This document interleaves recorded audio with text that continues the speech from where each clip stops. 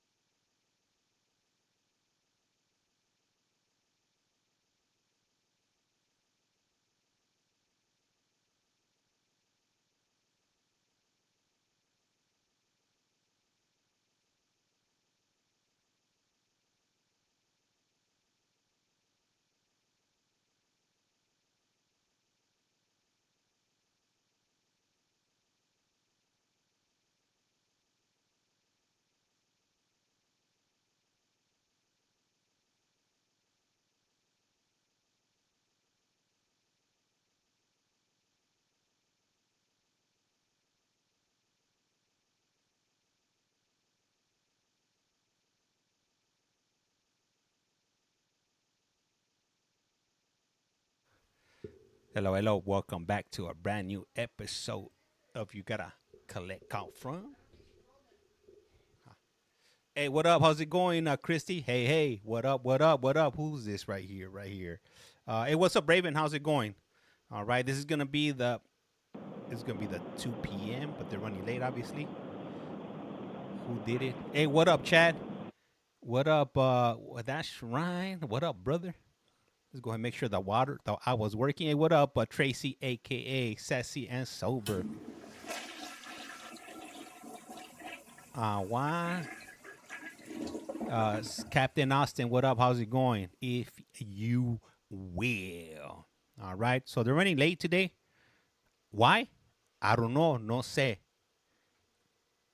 For anybody that's just coming in, is this real? Is this AI generated? I don't know. Am I real? I don't know. Am I a figment of my imagination? What up? What up, Carson? How's it going? If you will, Sheen Gators. What up, Jen? How's it going? Thank you. Highly appreciate it. And for those of you guys that are tapping the screen, highly appreciate you guys. For those of you guys that are dropping comments, I appreciate you guys. If you're not dropping comments, hey, I appreciate you too. And let me see, it's CGI. Hey, what up? What up, Chad? Let me see. Whoa, I was listening on YT. That's right. That's right. Thank you. Gracias. Yeah, let me see. Hey, what's up, Jenna? Late start and snarky old lady. Maybe nobody. Hey, somebody's always getting arrested. There's always crime here in Arizona, if you will. Let me see here. No, we fake it. Oh, that's right, Tracy. You know how we do it. So just a heads up, I'm only going to be able to be on for 40 minutes, and then I got a vamoose. So if this court runs on overtime, make sure to jump on over to CollectCallFrom on YT. And I'll continue watching over there. This morning they had an audience. Yeah, I saw that. I caught the last part of it, Carson. What up, D? Unicorn, how's it going? Let me see. What? No way. Hello, I'm late. No, you're not late. You're actually on perfect timing. They haven't started yet. So everybody that's just showing up, it's good. Joking. Let me see right here. Trying to get the chat on. Hey, what's up, Jeanette? How's it going? Top of the morning to you, Maricopa County in the house, right? Nora, what up, Corn Dog 602 coming in directly from Phoenix, Arizona. All right. And if you don't like to listen to my voice, well, I don't know what to tell you. This is probably not the place for you. At Tempe, let me see. Did your friend get? Hey, so look, he did get released, but I haven't spoken to him yet. And obviously, I wasn't there, so there was a lot of stuff going on. Hopefully, he reaches out to me within the next few days, so I could go ahead and give you guys an update, and hopefully, we're able to do an interview with him. So there's that. Hey, Jennifer, thank you for the follow. Highly appreciate you. What up? What up, Clegg? How's it going? What up, country girl? Hello, everyone. And everybody, just want to let you guys know that everybody's welcome here. I don't care about your religious beliefs. I don't care about your political beliefs. And I don't care what you identify as. What matters is that you like me and you guys like watching court cases. Other than that, none of the other stuff matters around here. What up, Jen? Let me see. You should have a best of compilation. That's right. Let me see. Hey, what's up, Laura? Top of the morning to you. Let's tap to 10,000 Ks. Thank you. I like that energy right there. Hey, thank you for that daily heart. Bless for life. Bless for life. Let me see what I pay for the. What if I play the? Hey, Chad, if you play the skin flute, hey, that's on you. So many questions, so little time. Let me see. At CollectCallFrom. Tap, tap, tap, if you will. Let me see how many people. Hey, what's up? Hey, hopefully everybody's doing good. Hopefully, if you are here, you're not in jail. That's definitely a plus. What's up, Kirsten Vasquez? See your messages popped up on the screen right there. Select screen. Hey, where's Ashley? Hopefully she's not here today. I don't see her name up on the board, so that's definitely a good sign. Let me see. Let me see. Hey, what up, Vicky? How's it going? What up, Lindsay? Let me see. Well, seriously, Sarah. Seriously, what up, Sarah? Is court over now, Richard? It hasn't even started yet. It looks like they're running behind today. They're on the late train, if you will. Let me see. How come all these messages ain't popping up over here? Hey, what up, Nana? 69772. How's it going? Let me see here. Okay, that's working there. That's working there. Let me see. Let me shut it down and open it back up to check if I could fix it. Let me see. What, buddy? H-Town. Is that H-Town? Oh, I don't know. The letters look all backwards to me. Might be did the guy get out? I believe so. I believe he did get out, Vicky. But I haven't spoken to him yet. I know he's not in the system anymore. I checked his, how you doing? Hey, I'm doing pretty good. I can't complain. What up, Mario? All right. All rise. You heard that. Oh, good. What up, Lex? Good afternoon, Your Honor. Hi. What judge is it? Okay, this is the 2 p.m. initial appearance docket. It's Robert They're going Stark. to call Damn. you in here individually. He's gonna tell let you everybody why go. you're here. When you come into the courtroom, there's a lectern in the center of the room. Stand behind that. Give me your full name and date of birth. I'll be What up, giving you Honcho? important information about your case. You don't have to try to memorize what I tell you, because before you leave the area, you'll receive a printed copy of the document to take with you that contains all the important information concerning your case. If you're someone who is here on a probation violation matter, in Maricopa County, the Public Defender's Office is appointed to represent you at this time, so you'll have counsel at your next court appearance. If you're someone who is released, you need to make sure that you review the conditions of release that may be contained in the release order and comply with them. For example, if they include not returning to the scene of the alleged crime or having contact with alleged victims or witnesses, and you violate those conditions and you're taken into custody for that reason, you will not be released from custody easily again. All right, we'll start with Sally Sabala, and then it'll be Paulo Walker. What kind of cases do you guys think we're going to be having today? I like this one better, laughing out loud. Actually, it will not be Paulo Walker. Come on, Judge. Get it together. Somebody did not. You didn't redo these cases, did you? I didn't look that up. Damn, what's All up right. with Abuelita? After, Cases? What kind of cases do you Ms. think Abuelita Zabala will be, I can't hear. Tara Gallegos. Gallegos. Something happened here. Full name, date I of birth, believe he did please. get released. Sally Samala, 12/6/64. Sally, damn. All right, Sally. Ms. Zabala, you were arrested There we yesterday, Let me charged know if you guys could hear with me. possession of narcotic drugs, Yes. a Class 4 felony, possession of drug paraphernalia, Class 6 felony. I appoint the Public Defender's Office to represent you. Your problem is that when you were arrested yesterday, you had previously been released on another felony. Yes, I All caught. right. Well, let me finish. Okay, cool, Yes, perfect. I caught Thank you, guys. Under Arizona law, it Yeah, doesn't make any difference whether you bench warranted or you, whatever, yeah. you missed a court date on that previous case, as long as it was pending and you were released on it, which you were. Under Arizona law, if you were arrested, charged with a felony, and released, which you were, and while you're on that release, you are arrested and charged with committing a new felony, the new felony you cannot be released with a warrant or otherwise. You'll be held in custody without bond. I appoint the Public Defender's Office to represent you, and your next court date will be July 1st at 8:30 in Superior Court in downtown Phoenix. All right? There you go. Then, Tierra Gallegos. Man, I'm getting crazy here. This is just fucking crazy. Hey, what up, Sean? How's it going? What up, Pooh Bear? Full name, date of birth, please. Tiara Gallegos, 6605. All right, ma'am, you are here on a felony probation violation matter. Look at that way. The probation department has determined that they Hopefully I will be believe interviewing you him. violated conditions of probation, issued a warrant for your arrest on June 10th with a $250 bond. Let me get your case up here. And where am I? Tiara Gallegos.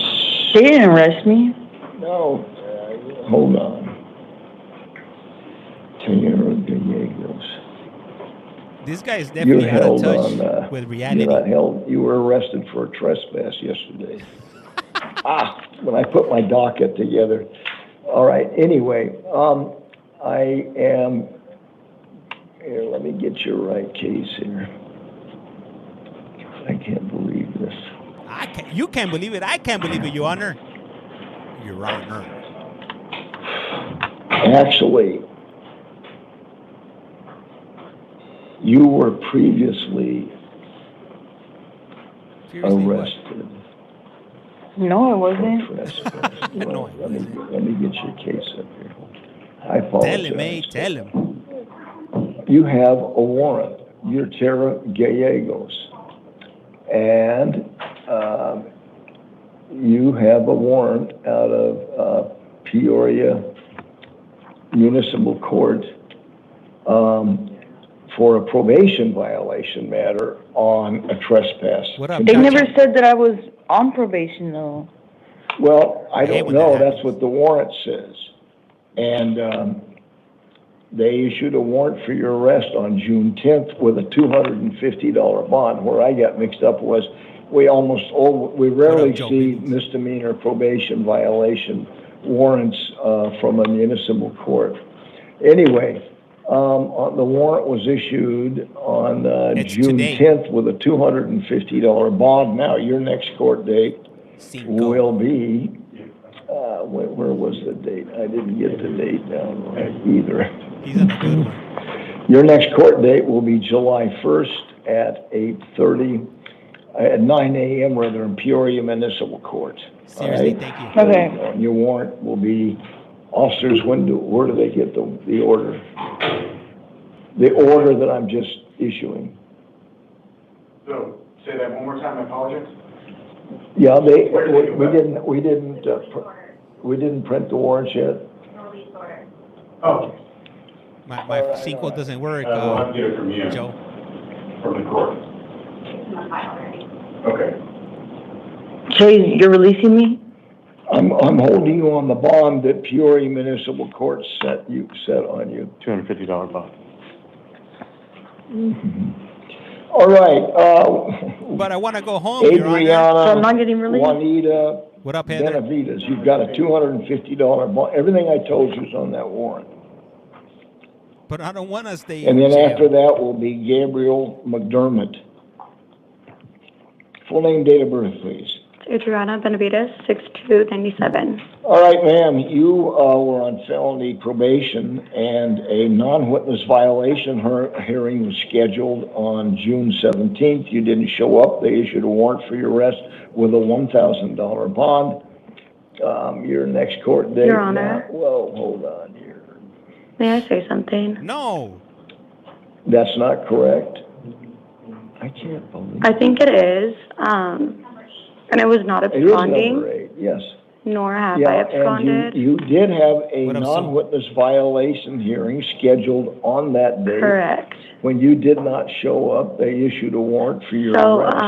on the 13th of June, I was assaulted. Someone broke my jaw in 3 places, and so I was in the hospital for... Damn. Well, did several anybody days. know this besides you? My public defender did know.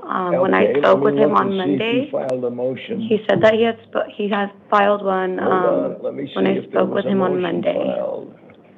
I Damn. just don't know if that's true. He's kind of dropped the ball a lot of times throughout this entire process. Let's see, this was issued on... Hey, that's what happens when you're an imbecile. When you don't On know, June 17th. we're all a bunch of And I had a imbeciles. bond hearing yesterday, and When we she get in said front of that the court system. as of the 19th, he hadn't filed anything The yet. hearing was originally continued on May 20th. What up, my Okay, nice it was peachy? continued Hell yeah.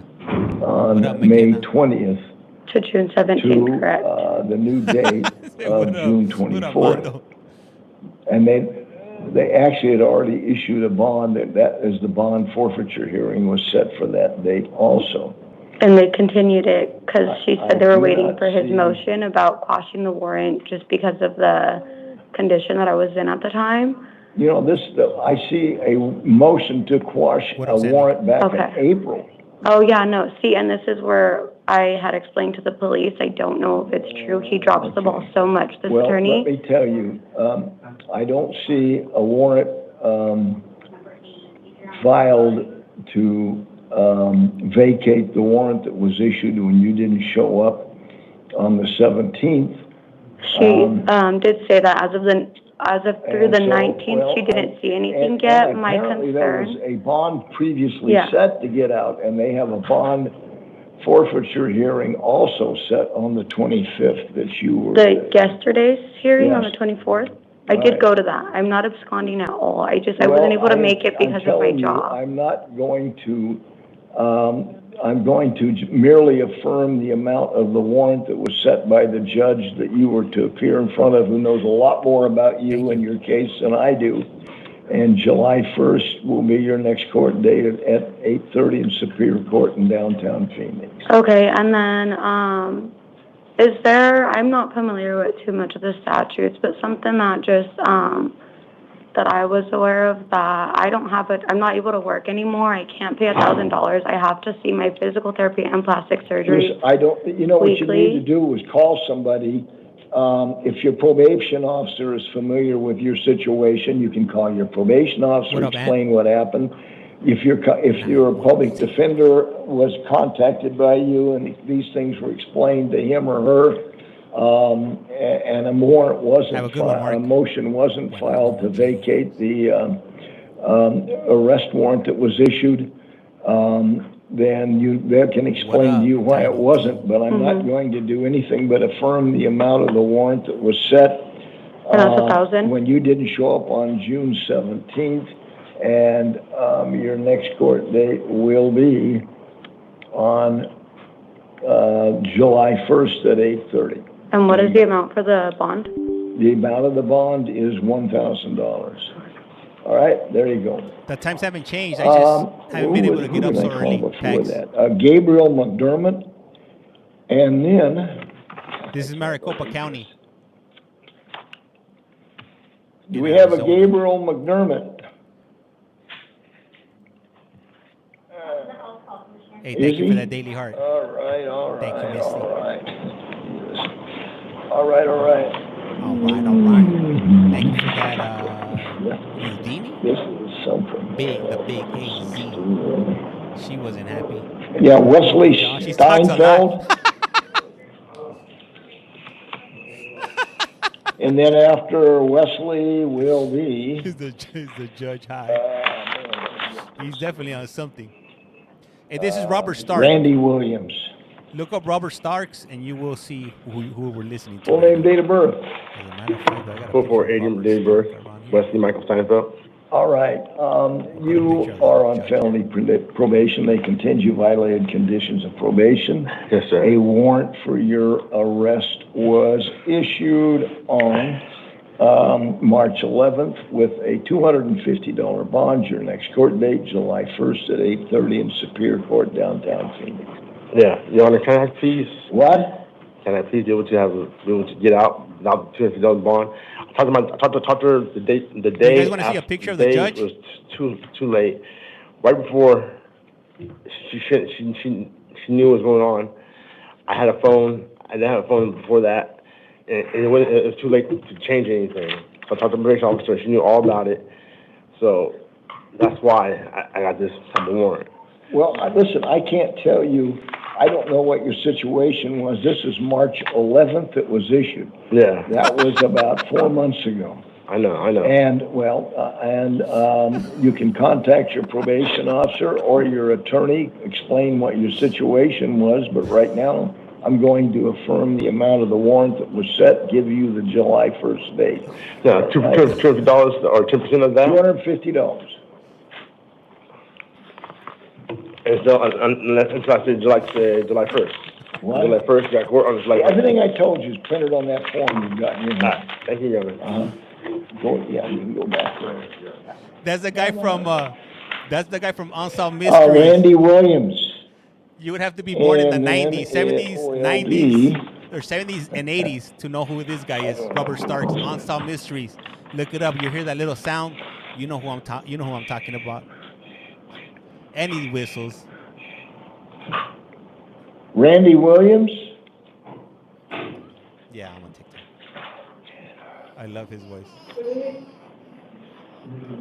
Randy Williams! Randy Williams. Are you here? ¿Dónde está la fufu? That's really him? Nah, that's not the judge. I'm just messing around. That's not him. Come in here. Pura cahuila. After Miss Williams will be Jose Colonero. My wife says I play around too much. Mira, yo te digo hola.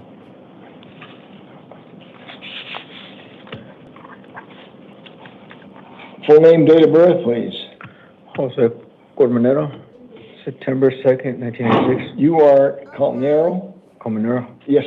Well, we are calling Randy Williams first. Would you please go have a seat back? Yeah, I called him before. Is Randy Williams now here? Randy? Randy, Full name, date of birth. 4788. Full name? Randy J. Williams. All right, Miss Williams, you're on felony probation here in Maricopa County. On May 29th, a warrant for your arrest was issued with a $100 bond. July 1st at 8:30 $100 bond? in Superior Court, downtown Phoenix, will be your revocation. For your arrest was issued with a $100 bond. July 1st at 8:30 in Superior Court, downtown Phoenix, will be your revocation arraignment as your next date, okay? We'll hand you the order in just a moment. Jose Colmenero, after she's back out of the courtroom.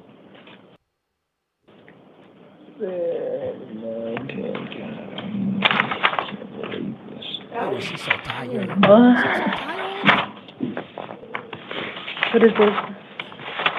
Yeah, please have a seat in your room. Oh. Okay. Thank you.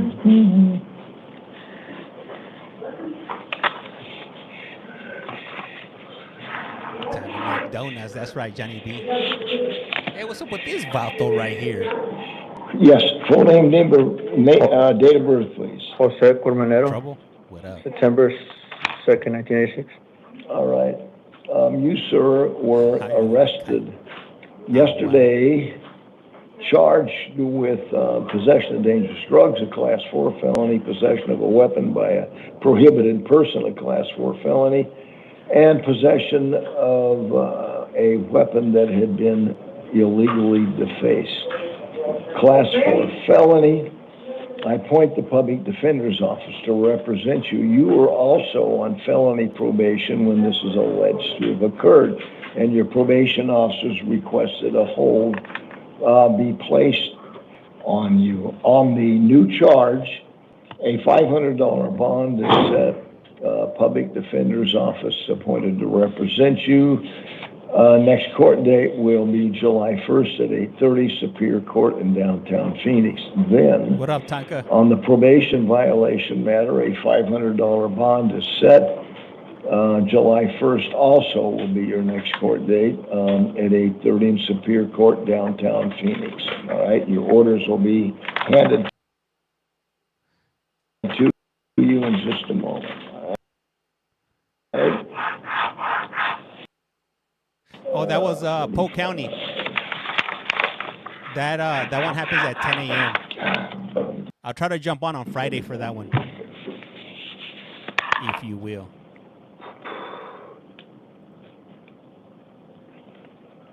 That was crazy, especially that one dude that got 60 days for contempt. As a matter of fact, I gotta clip that one. I gotta clip that video. I got it in the chamber right now, though. Richard Young. What up, No Face? And then it will be Anthony Primera. Anthony Primera?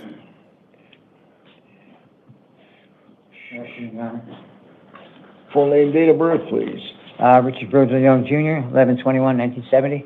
All right, you, sir, were arrested. Let's see. You were previously arrested and charged with possession of narcotic drugs, a Class 4 felony. What up? And possession of drug paraphernalia, a Class 6 felony. A status conference was scheduled on June 18th. When you didn't show up, the judge issued a warrant for your arrest with a $500 bond.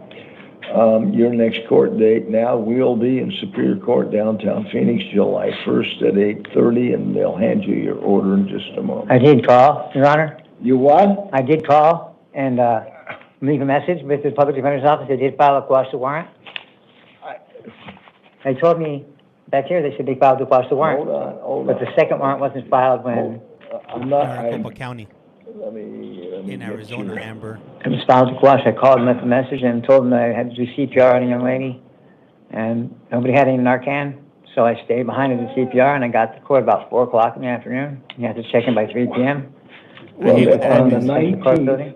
What there up, was Dana? a motion to quash the warrant.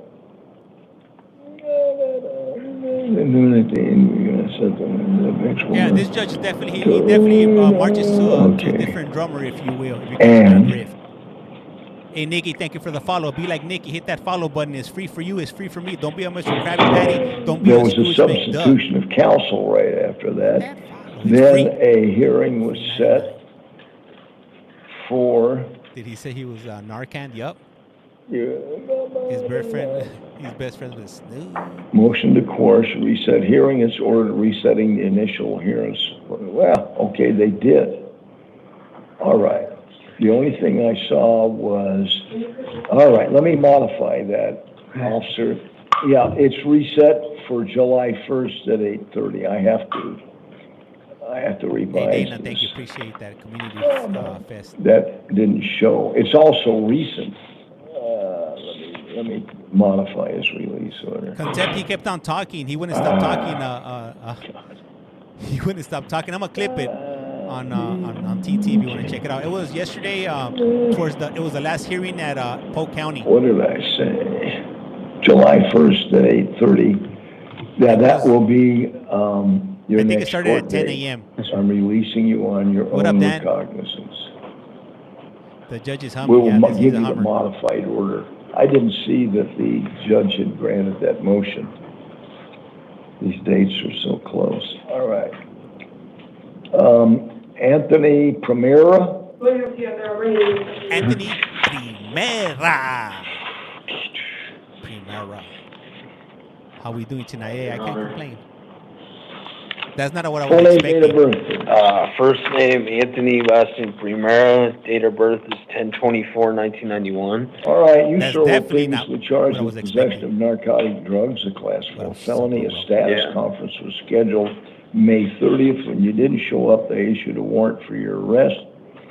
I was expecting like and Miklo I was coming out in or treatment. I Crucito. was in a 30-day treatment program Or that I Gallo finished, Negro. and I just came down Or to Popeye. do an an outpatient program. And the Well, first you know, day, I don't know Or this, and the Santana. judge that you were supposed to appear in front of, if TT that goes on was my the comments. situation, your attorney can file the necessary paperwork and attach copies of the things that confirm that you are in a rehabilitation program. yeah, the program is called Embark. Well, see, and I don't know that, and the judge didn't know that.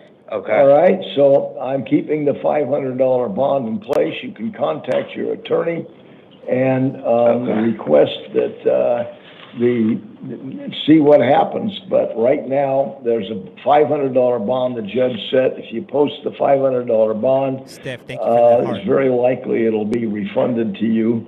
But your next court date is You ain't July getting it 1st at 8:30, all right? Okay, so I have to Monica? post a $500 bond. This To is get Maricopa out, or County. you can contact your attorney. I don't have an attorney as of now. Well, then, I don't know what to tell you.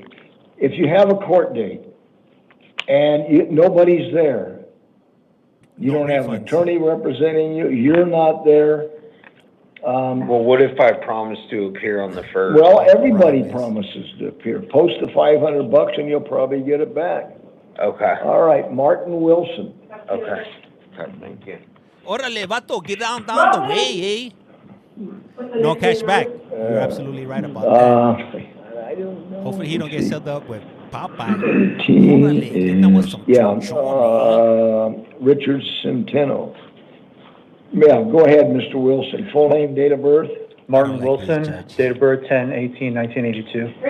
All right, Mr. Wilson, you were arrested yesterday and charged with assault with intent to injure, a misdemeanor, and disorderly conduct by fighting, a misdemeanor. You are capable financially of hiring your own counsel. Your Honor, I'm sorry, I can't hear you with, sorry, I couldn't hear anything over her. A counsel will not be appointed. I couldn't hear you either, Your Honor. You can afford to hire your own counsel. There is a statement from the victim, this part of the file, being concerned about what occurred, and especially in front of your children. Damn. I'm going to set a $5,000 bond. Conditions of your release include not returning to the scene of the alleged crime or having contact with alleged victims or witnesses. And if a order of protection is filed and you're served with a copy, you must comply with its conditions. Your next court date will be July 2nd at 1 p.m. in Buckeye Municipal Court. If you bond out, make sure you show up, and if you're served with an order of protection, make sure you comply with its terms. But until that date, if you go back to the location or initiate contact with the victim, and the police are called, you will be violating the conditions of your release right now, okay? Okay. There you go. I do have questions, though. Yeah. That is my primary residence, and the victim And is that, my wife, so how do I? let me tell you, the circumstances that occurred when a crime is filed and a victim's living in there, it doesn't mean you're going to lose title to the place, but that trumps temporarily until a future court order, whether or not you can even go back, even if it's your house right now. Yeah, that's not my concern. My concern is the children. We have children that when she goes to work and she works. I know, she mentioned there. that. She mentioned Okay. that. She's aware of the problem. And I think from what she said was she's going to have to stay and take care of them. I don't know. I don't remember everything because I've got a lot of cases here, but I seem to remember that call. You can have somebody in your behalf call and talk to her. Maybe arrangements can be made if she's employed and doesn't want to lose her job to have them stay with somebody else. I don't know your circumstances, but if you go back and the police are called, you're going to be held in custody with a much larger bond, okay?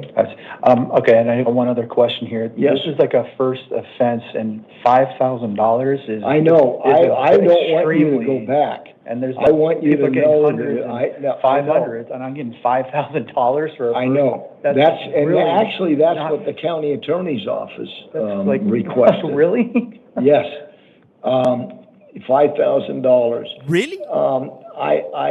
I know you're financially capable of posting that based upon whatever information is in the file concerning your financial situation, but under the circumstances, the victim, who is your wife, is so concerned she does a statement in the file. It's a permanent part of the file concerning what she said happened and her concern about your returning and the impact it'll have on the kids and your behavior recently. Okay, I'm just telling you, I don't have into it. You'll get, if you hire an attorney, you'll get a copy of this police report. But right now, when you leave here, the conditions that are in place are important, especially the order of protection. And if you violate those conditions, you'll be arrested again, and you have to post, very likely, a much larger bond. All right? There you go. I don't get the $5,000 back, right? Like this is a... Well, yeah, I think if you, I don't know, but if you post it, unless there's a fine they take out of it, that is just to make sure that you show up for your next court appearance and you don't violate any of the conditions. Okay, so let's just say I pay the $5,000. Yeah, it's not just out the window. No. Okay, I know. I say I pay the $5,000, right? You're gone. I'm going to be released on these conditions. I comply with everything, right? Yep. You're saying I'll get this back? I'll show up at court. Right. I'm saying I'll get this back? There you go. That's minus the court fees and stuff, but mostly it'll all get back, right? Okay. Well, I can't guarantee you that, but I can't imagine why it wouldn't be. If you... But normal proceedings, usually a bond will get returned back as long as I comply with everything, correct? The amount that you posted returned. Okay. All right. Okay, and what is the next date, I'm sorry? Everything I told you is printed on that form. Right there, okay. There you go. Okay. Richard? All right, where was I? Centeno. And then it will be next. Edgar Hernandez. Up next on The Price is Wrong. Full name, Hey, date just of so you birth. guys let you know, I'm going to 4/16 cut of this stream in 89. about 7 minutes because I got to get going. But if you do want to Hold continue on watching, here a moment. jump on to @CollectCallFrom on YT if you will. Also, if you don't know what I just said, just go to my profile. All right. All social media links are over there. You, sir, a direct complaint's been filed charging you by the county attorney's office with possession of dangerous drugs for sale, possession of narcotic drugs for sale. Those are both Class 2 felonies, and possession of a weapon by a prohibited person. These all are alleged to have occurred on January 13th of 2013. I appoint the public defender's office to represent you. The amount of the bond in the arrest warrant was $2,500. Your next court date will be July 1st at 8:30 Superior Court, downtown Phoenix. I have a question. Yes. What's a direct complaint? What? What's a direct A direct complaint is He one did of the get out. He ways got out that yesterday. they can initiate a prosecution. But I haven't They spoken to can him have yet. a grand jury called where they present evidence to a grand jury, and they make a determination. They vote whether or not there's probable cause to believe the person accused committed an offense. they can just file, anyway, generally, they can just, they can have, if you're arrested on the spot, they can start prosecution from then. But you had contact with law enforcement very likely on January 13th of 2013. They have a lot of cases, and your case is one that they thought they didn't have to prosecute right away, and they probably told you to make sure Jenna, thank you for that. that you didn't keep them posted on your new address. And I will tell you, let's see, no, that isn't what happened. I guess probably because of your record is they didn't, for whatever reason, they didn't summons you in. There you go. All right, Edgar Hernandez. And I run these daily, even when I'm not on. They are running over there on the No, other no, streaming the amount, I'm platform, affirming if you the will. amount of the bond that the judge to whom this was presented. That's what I was trying to. And signed the release order, $2,500. There you go. What did he say? Edgar Hernandez. Hello, sir. Full name, date of birth, please. Edgar Veleta Hernandez, August 26, 1984. All right, you were here because you were arrested yesterday, charged with 2 counts of possession of dangerous drugs, a Class 4 felony, 1 count of possession of drug paraphernalia, Class 6 felony, 1 count of violating an order of protection. There was an order of protection in existence that you had been served with that prohibited you from being at the location where they found you. I appoint the public defender's office to represent you. A $500 secured appearance bond has been set. Your next court date will be, by the way, conditions of release include obeying that order of protection and not returning to the location where this is alleged to have occurred or having contact with the victim. Your next court date, July 1st at 8:30 Superior Court, downtown Phoenix. All right? I just don't feel comfortable right now, man, because this is like to me, to be honest with you, this is like a case where I'm being targeted by the person that arrested me. He hangs out across the street from my house. Hello. So the guy follows me everywhere I go, man. I mean, I don't know what else you want me to do. I don't know anything about your personal circumstances, but there was an order that was issued, and you were served with a copy that was based upon a petition that I assume the victim lived in the house where you were. Maybe it's a. Sir, I've been living 2 years at this location, and I mean, I don't know what else you guys want me to do. I mean, you guys want me to you want me to just be quiet and just throw me in a jail cell and just get rid of me for the rest of my life, or what? Get the order of protection dismissed if the person who had it issued believes that's the right thing to do. If I don't speak up for myself, nobody's going to speak up for me. I've already called agencies outside of the Phoenix Police Department. Nobody's paying attention to me, man. Well, all you have, the person that she lets me stay at the house. Had issued the petitioner. Is that the person in the house where you were? My mother. My mother. Okay, then she could go down to the court where this was issued. Both of you go, appear in front of a judge, and she wants it dismissed, the order protection dismissed. Let me give you a situation that happened yesterday. The officer that came to my house and told me that, he's right there sitting he's right there where we're at right now. He came up to me and said, "Hey, get out of the house, I'm whatever." So by the time I get to a corner, I'm already arrested, and then I get here, and he's sitting right there. You probably asked your mother when you were out. No, you're not understanding. Well, I don't know, but if she said, "No, I want the order in place, I don't want them to come back." This situation that I'm in right now, it's a unique situation. Well, there's nothing I can do when an order of protection's been issued. I might as well just throw me in a jail cell then and let me rot there for the rest of my life then. All right. Thank you. If it should be released, ask her to release it. Thank you. All right. Edgar Hernandez,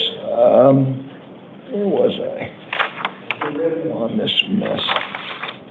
All right, Joseph Diamond, no, he's a house call. All right. Desmond Jared White.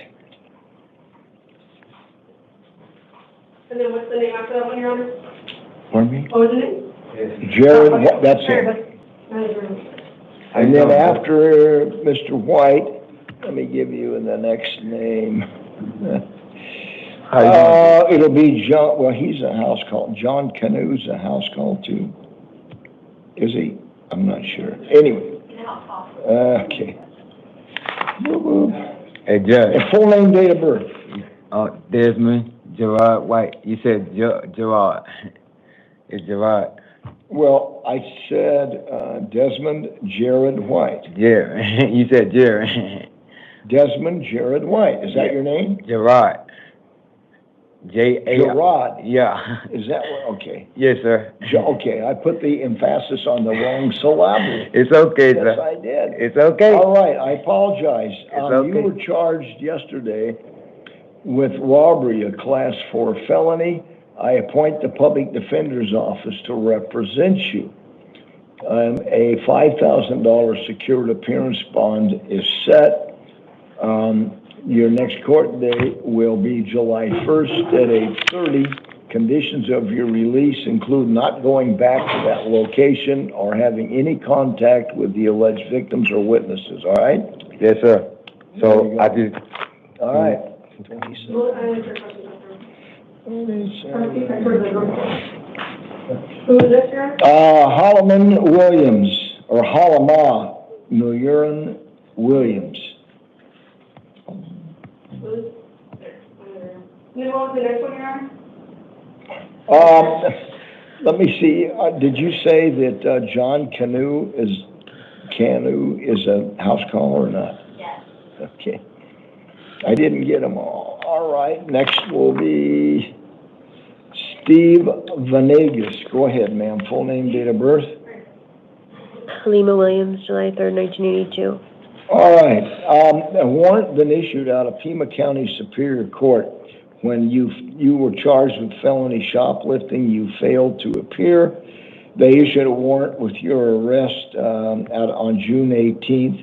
Supposedly, it's a no bond warrant, from what I can tell, but I didn't see the circumstances that would justify a no bond warrant. I don't know if you were on probation.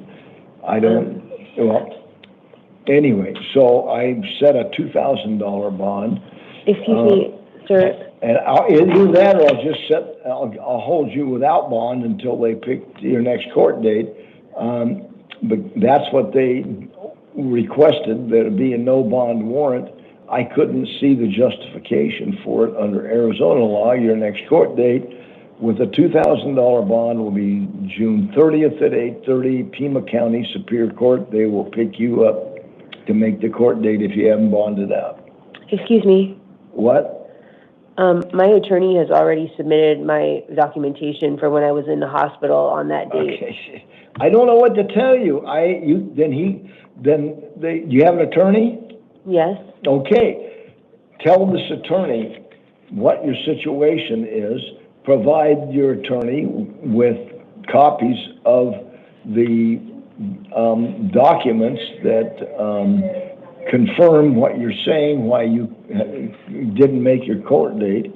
But right now, I'm going to just affirm this out-of-county warrant that was set on, that was issued on June 18th. So they're going to pick me up on the 30th? Huh? My hearing is going to be on the 30th? If you don't post a $2,000 bond, they will pick you up on June 30th. Make sure that you in time to make your June 30th date. Okay, thank you. All right. Where was I? 4 or 5. Hold on. I usually have everything is completely together. What did I say, Mr. Steve Venegas? Full name, date of birth. Steve Aaron Venegas, 3/5/1972. All right, Mr. Vegas, you are here because there is a warrant that was issued out of Pinal County Superior Court on when you failed to appear on May 9th on fraud charges with a $10,000 arrest warrant.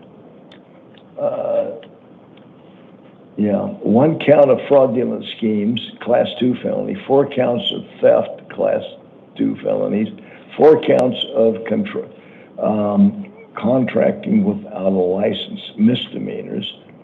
The amount of bond that was set is $10,000. Your next court date will be in Pinal County Superior Court, June 30th at 8:30 on that case. Then you have a grand jury arrest warrant that was issued out of Maricopa County Superior Court. Let's see, that was issued on June 9th, from what I can tell. You've been charged with 1 count of fraudulent schemes, Class 2 felony, 3 counts of a form of theft, Class 2 felonies, illegal control of enterprise, 1 count, Class 3 felony, and 11 counts of a form of theft, another unauthorized service on property that you tried to charge for, that you got paid for. Another one charge of that, a Class 4 felony, and 2 counts of theft by unauthorized.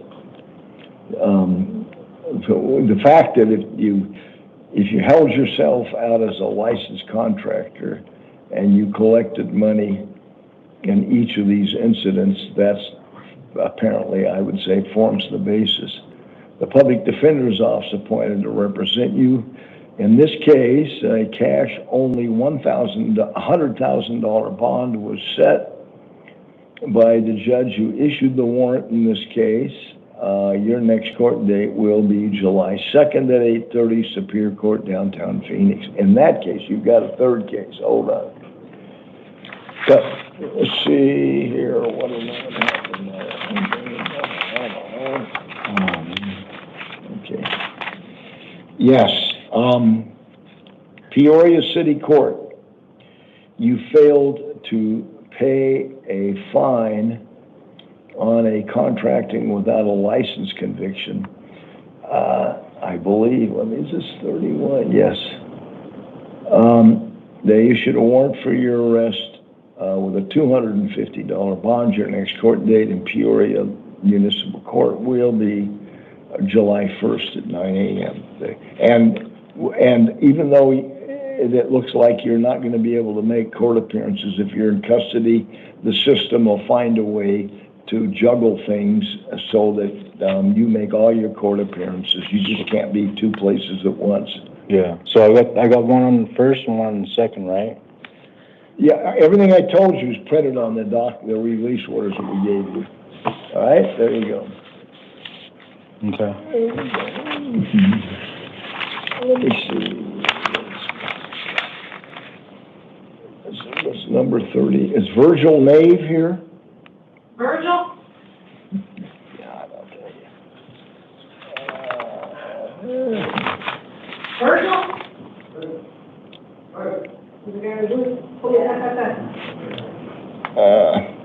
Virgil? Hey, bud, are you Virgil? Whatever. Hey. What's the next thing, right? Let me see. God. Let me go back at the beginning of these things.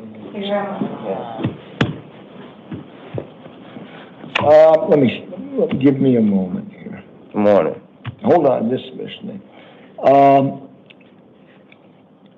Gregory Dowdy. Go ahead, Mr. Nave. Full name, date of birth? Virgil Raymond Nave, 11/13/1981. All right, Mr. Nave. This is number 30. I can't believe I did this.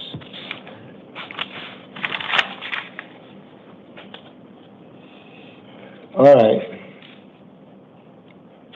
You are charged with, on June 24th of this year, with a form of burglary, a Class 4 felony, and possession of narcotic drugs, a Class 4 felony.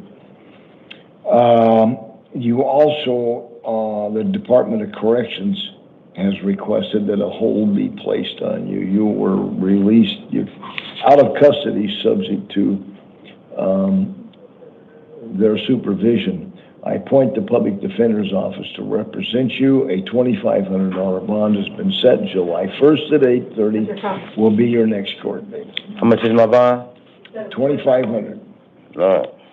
All right, Gregory Dowdy. And then it'll be Lecia Percy. Full name, date of birth. Gregory Monty Dowdy, 6/14/79. All right, Mr. Dowdy. You were previously charged in Arrowhead Justice Court with driving on a suspended or revoked license. You failed to appear in August 21st of last year. This is your third arrest in this case. I'm going to affirm the amount of the bond that was set by the judge when you failed to appear, and the third warrant was issued, which is $640. Next court date, June 30th at 8:30 in Arrowhead Justice Court. All right, there you go. Lecia Percy, and then it'll be Kevin Madden. Oh man, I'll tell you. Oh, it's under agreement. Hello. Hi, full name, date of birth, please. Alicia Percy, 9/11/98. All right, Miss Percy, you were arrested yesterday, charged with criminal trespass of a residential structure. It's a Class 5 felony. I appoint the Public Defender's Office to represent you. You're being released on your own recognizance to appear in Superior Court on July 1st at 8:30. Conditions of your release include not going back to that location. All right? There you go. That's all. Kevin Madden, and then it'll be Nadine Guzman. Full name, date of birth? Alicia, have a seat back over there. Kevin Madden, 9/12/88. All right, Mr. Madden, you were arrested yesterday, charged with a form of criminal damage by defacement. That's a Class 6 felony. Disorderly conduct by fighting, a misdemeanor, and a form of assault by causing fear, which is a fear of physical injury, is also a misdemeanor. You're financially capable of hiring your own counsel, pretrial services says. So I'm not going to appoint counsel if that you believe that's incorrect. They will. You can request appointment of counsel. Any subsequent court proceeding, I'm releasing you on supervised release to appear in Superior Court, downtown Phoenix, July 10th at 8:30.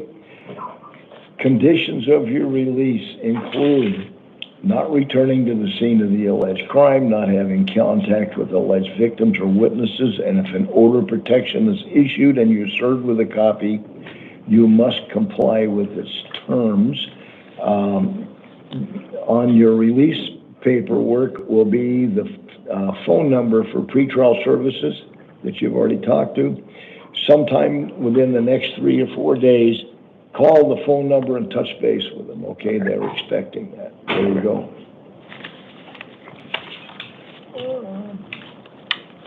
Nadine Guzman.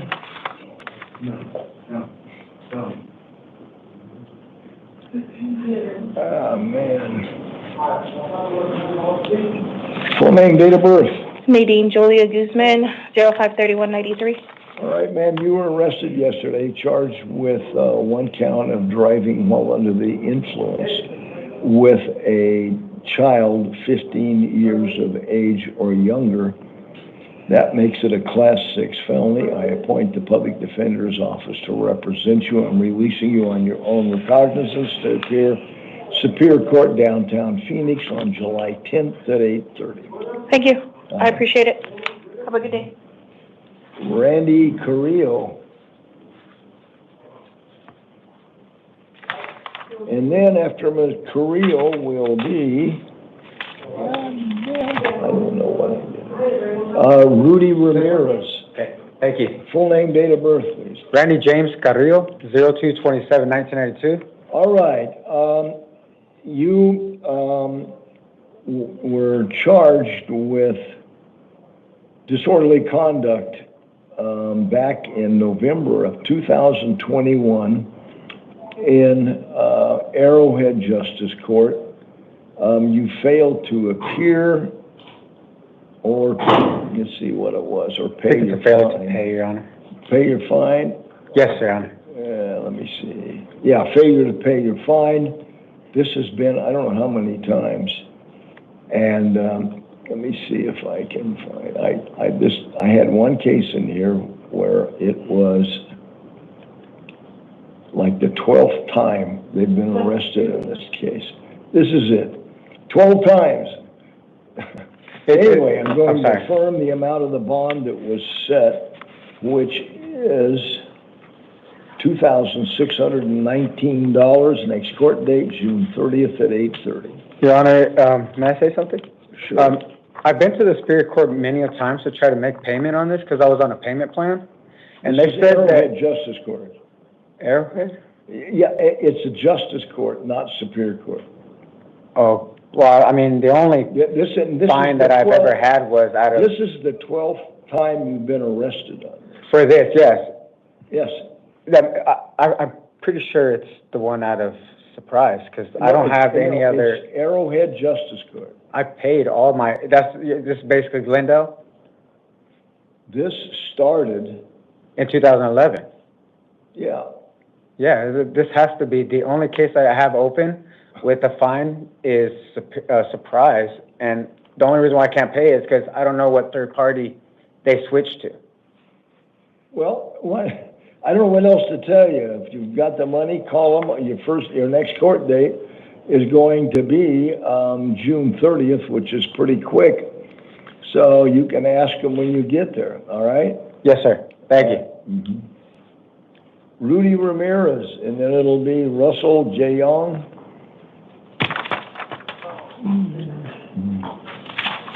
Full name, date of birth. Rudy Ramirez, 11/6/1988. Okay, by direct complaint, the county attorney's office has charged you with one count each of the following: possession of dangerous drugs, class 4 felony possession of drug paraphernalia, class 6 felony, driving while under the influence. Those two counts, but just one case. They're misdemeanors, class 1 misdemeanors. The public defender's office appointed to represent you. I am releasing you on supervised release to appear in Superior Court, downtown Phoenix, July 10th at 8:30. On your paperwork that you've just received is the phone number for pretrial services. Within a few days of your release, call them and touch base with them. They're expecting you to call them, all right? All right. All right. Cool. All right, Russell J. Young, and then I guess it's all house calls. God. Full name, date of birth. First name Russell, last name Jung, August 26, 2003. Okay, you, sir, have been charged with driving on a suspended license in the jurisdiction of Arrowhead Justice Court. This is alleged to have occurred in this last February. You didn't show up. They issued a warrant for your arrest with a $640 bond. Because this is traffic and it's your first arrest, I'm going to release you on your own recognizance. Thank you so much. To appear in Arrowhead Justice Court, July 15th at 2 p.m. Make sure you show up. I will. Thank you so much for giving me the opportunity. Okay, I got nothing but house calls left, right? No, I got two more. Who? Ruiz, Uria, and Walker. Let me see. Jose Uria, yes. I always have my car. Always in shape. I don't know. Which one did you want? Yeah, number 9. Yeah, you are Jose Uria. Full name, date of birth, please. José Irán Ruiz Rueda, 1 de septiembre de 2006. All right, you, sir, were arrested yesterday, charged with criminal trespass of a residential structure. Class 6 felony. Public Defender's Office has been appointed to represent you. I'm going to release you on your own recognizance to appear in Superior Court, downtown Phoenix, July 10th at 8:30. Conditions of your release include not going back to the location where you were arrested or having contact with the victims or witnesses, all right? There you go. Thank you, sir. All right. See the last one? We got, all you have is house calls, right? Walker? Well, that's right. It's Walker, Paulo Walker. Full name, date of birth. Paulo Walker, April 10th, 1995. All right, Mr. Walker. Hello. You were arrested yesterday, charged with criminal trespass of a residential structure. That's a Class 5 felony. I'm going to, you're also on felony probation, and the lady that was in here, I appointed the Public Defender's Office, so I'm going to, I realized that when she came up, I'm going to modify this. I will appoint, let me get counsel up here. Oh, this is mine? Okay. The Legal Defender's Office. There we go. All right. Now, you're also on felony probation. The probation officers requested that a hold of types be placed on you. So I'm going to release you on your own recognizance on this charge that occurred yesterday, but you'll be subject to supervision by your probation officer. Yeah, Lou Smith? I guess. Yeah. So basically, are you ORing me? Am I getting released? You're going to be released. Okay. But you need to contact her within 72 hours. Okay, I could contact her as soon as I get to my father's. Okay, and touch base with her, but you are being released on your new arrest, subject to her supervising you, okay? Okay. All right, now, your next court date will be July 10th at 8:30 Superior Court, downtown Phoenix. You're not going to go back to that location or have contact with the people there. Then, on the probation violation matter, you're on misdemeanor probation. I'm releasing you on your own recognizance on that, that term 1 violation. Term 1 for all probations is not to break the law or get arrested on new charges. All right? Yes. You broke that when you got arrested yesterday. I'm releasing you on your own recognizance to appear in Superior Court, downtown Phoenix on July 1st at 8:30. Contact your probation officer, explain everything to her, but you have 2 different court dates, July 10th and then July 1st. And then, sorry, Your Honor, but it says July 14th too at 8:30. So do I show up at that one too? Since it's actually documented, because I don't want to like. The one that you were arrested on yesterday is July. Well, there's another date after that, July 10th, and then there'll be another date on July 14th if necessary. Okay. But the first one to be there is July 10th. But yet then, on the probation violation matter, they always have earlier dates if somebody's been released. That's July 1st at 8:30 in Superior Court, all right? Okay, yes, Your Honor. There you go. All right, so I'm getting OR today? Yes, but you gotta call your probation. Yeah, I understand, sir. All Forgive me. Yeah, thank you, Your Honor. You bet. It looks like we have 4 house calls. I got 1, 2, 3, 4, 4 house calls, 4 different defendants. Number 7 is a probation violation matter by Gabriel McDermott.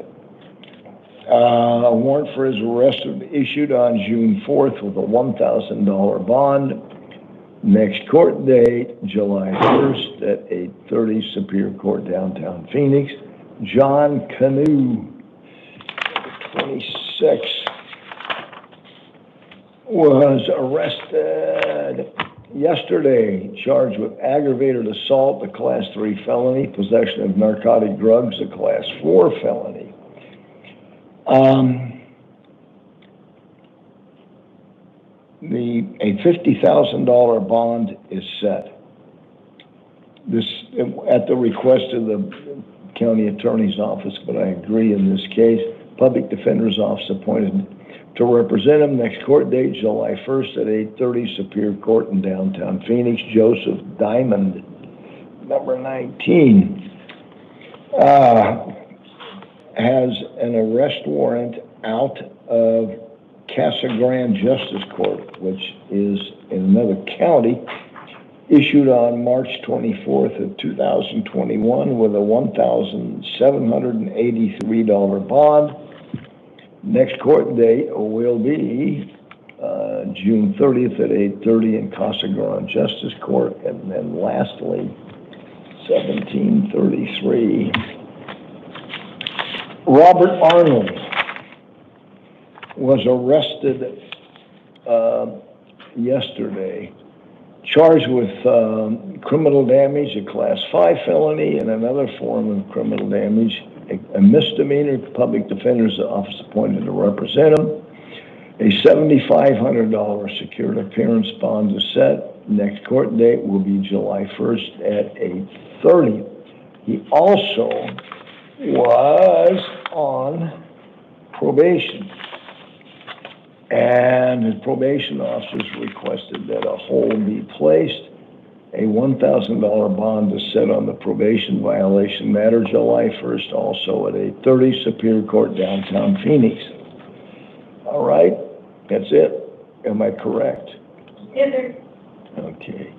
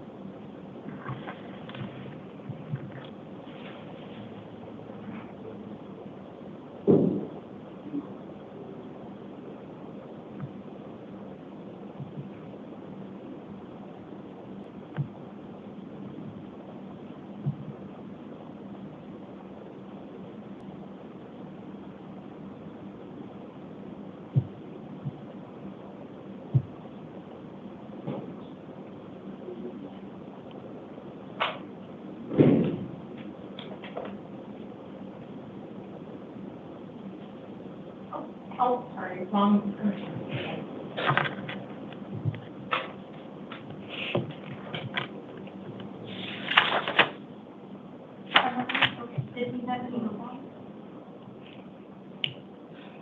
Is number 8 a house call? Yes, he is. Yes, yes, yes. Okay, then we have an additional house call number 15. Okay, and the county attorney. You have 5 more minutes. Got it.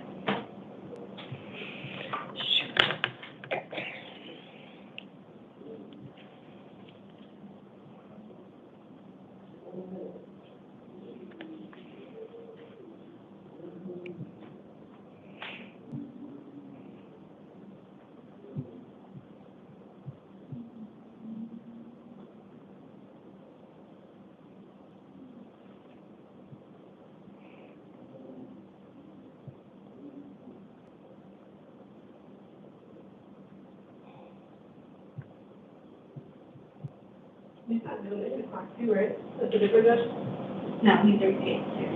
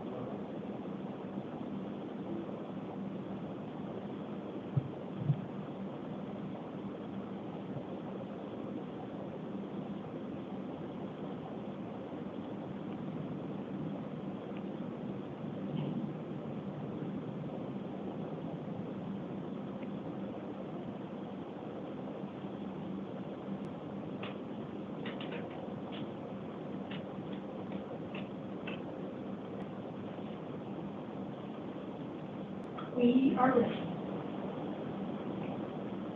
Okay, I'll go ahead and print. All right, Nikki. Okay, make sure you refresh your screen when you get into the first, okay? All right, got it. I'll be on that. Okay, cool.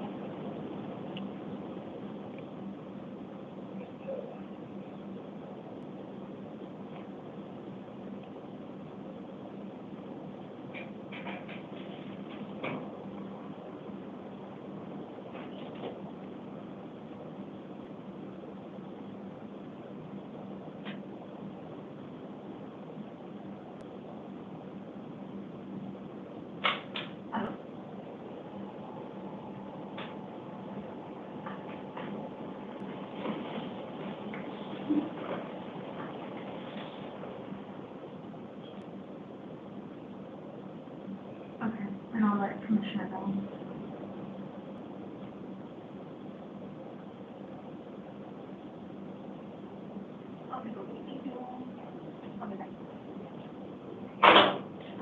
Looks like Rodriguez 31, 32, he's gonna get another H2 right now. They're working on it from probation. Okay. It's moving Rodriguez. Yeah. Is he gonna see for all of it from this pocket though? We don't see him for all of it, yeah, so, yeah, let's just go ahead. He's last anyway, let's not. Cool.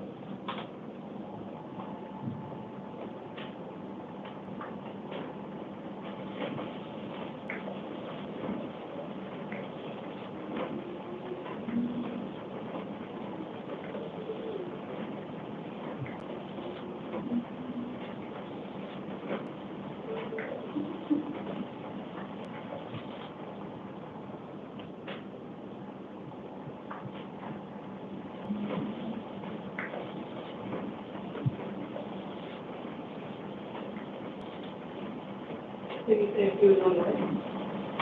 Yeah.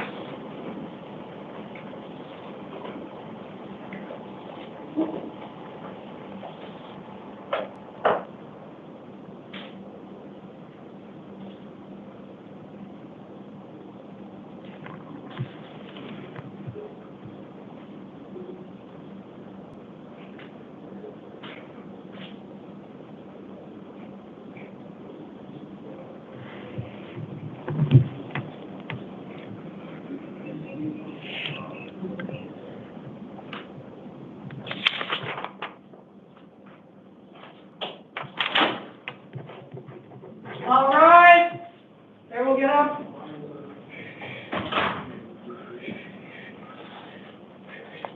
You can be seated. Which number are you on? Your Honor, I'm here for number 8, which I understand might be Okay. a house call. Perhaps It is. I could make a record. Okay. All right.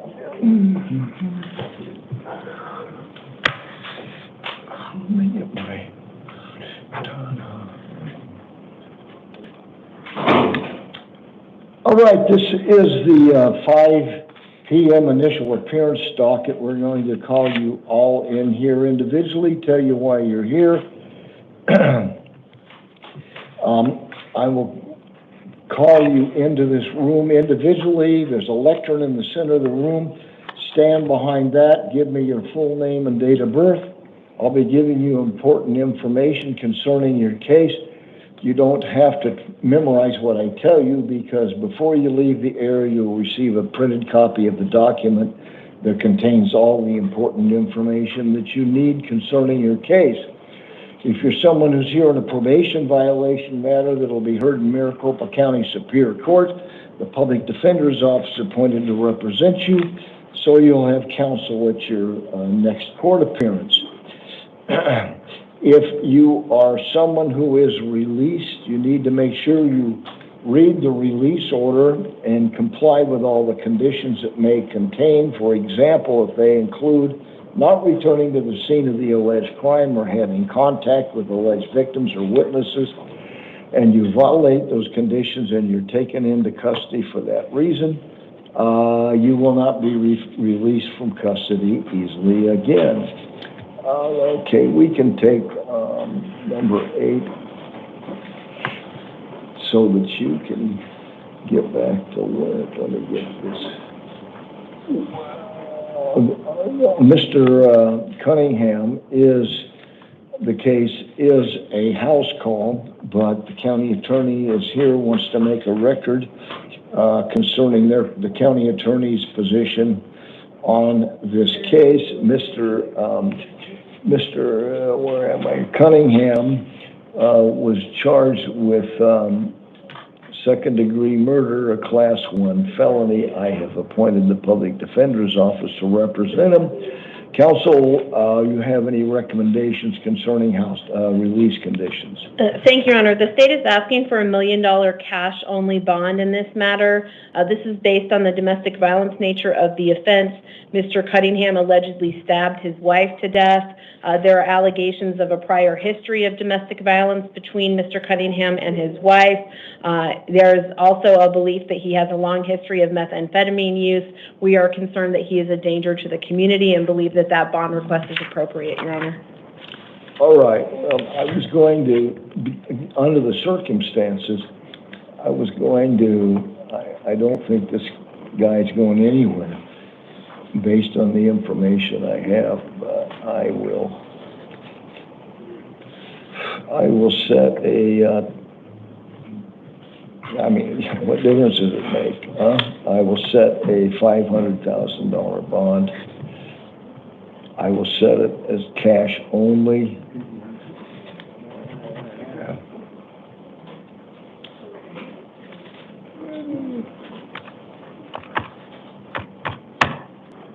All right. There we go. I set a $500,000 cash only bond. All right? Thank you, Your Honor. May I be excused? You sure may. Thank you. All right. We will start with Rotation Slim. And then after that will be Traylon Young.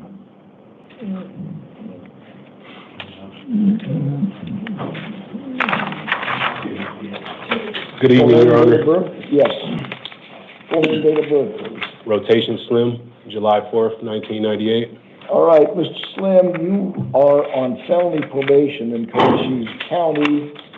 They contend you violated conditions of probation and issued a warrant for your arrest on May 13th of last year. It's a no bond warrant. You will be held without bond until the Cochise County Sheriff's Office picks you up in time to make your next court appearance, which will be on June 30th at 8:30. And everything in Cochise County Superior Court and everything I told you is printed on your order. All right? There you go. Just have a seat, please. Oh, that's everything. Yeah. Thank you, sir. Yeah, Traylon Young, and then it'll be Timothy Lewis.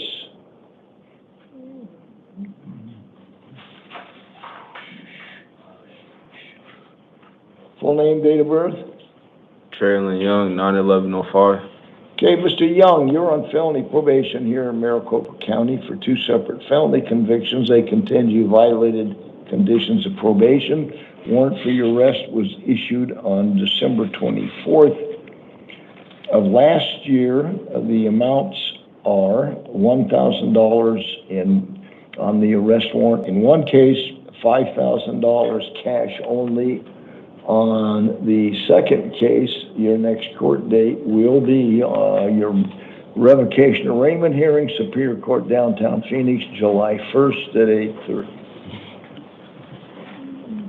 Timothy Lewis, and then it'll be Andy Yazzie. Hey, what, Timothy Lewis or Thomas Lewis? What's Timothy Lewis or Thomas Lewis?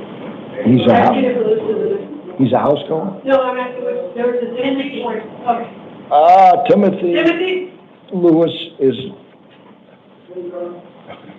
I'm sorry, I misunderstood you. What'd you say? Mr. Lewis, full name, date of birth, please. Timothy Christian Lewis, September 26, 1990. Okay, Mr. Lewis, you're here on a felony probation violation warrant issued on May 8th with a $1,000 bond. Your next court date will be July 1st at 8:30. Superior Court, downtown Phoenix. Andy Yazzie.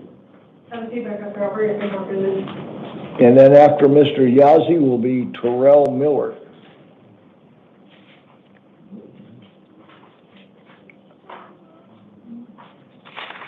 Full name, date of birth, please.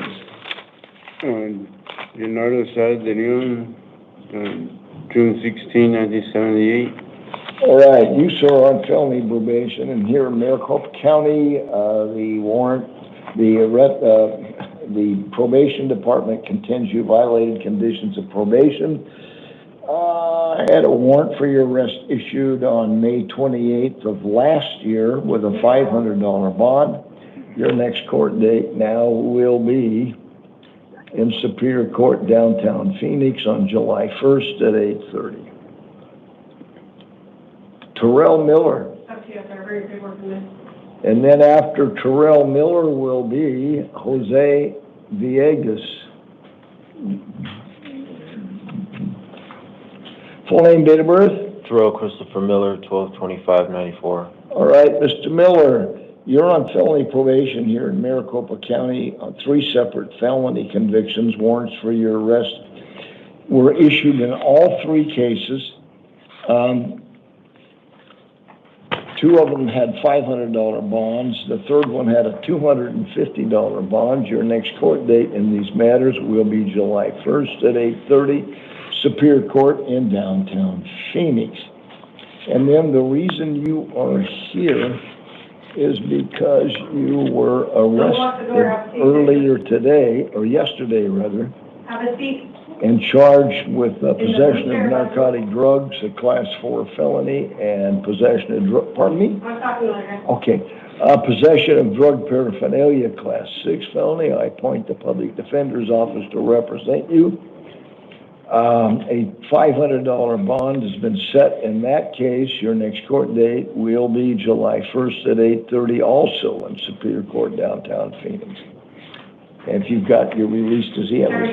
Yeah, everything you hear me say is printed on the form that you get. All right, Jose Villegas, and then it'll be Joaquin Gonzalez.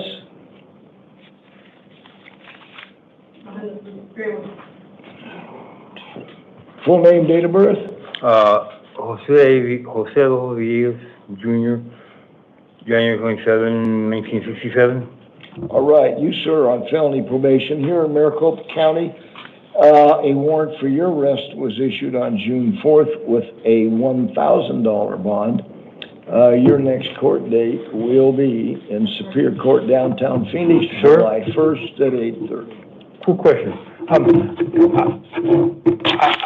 I saw my PO last week, Tuesday. He's come back in a week, and it was yesterday. I missed, but I showed this morning, and they arrested me. If I showed up when he told me, didn't I cancel up the warrant? No, you can, but I guess they chose not to. This warrant was issued on June 4th.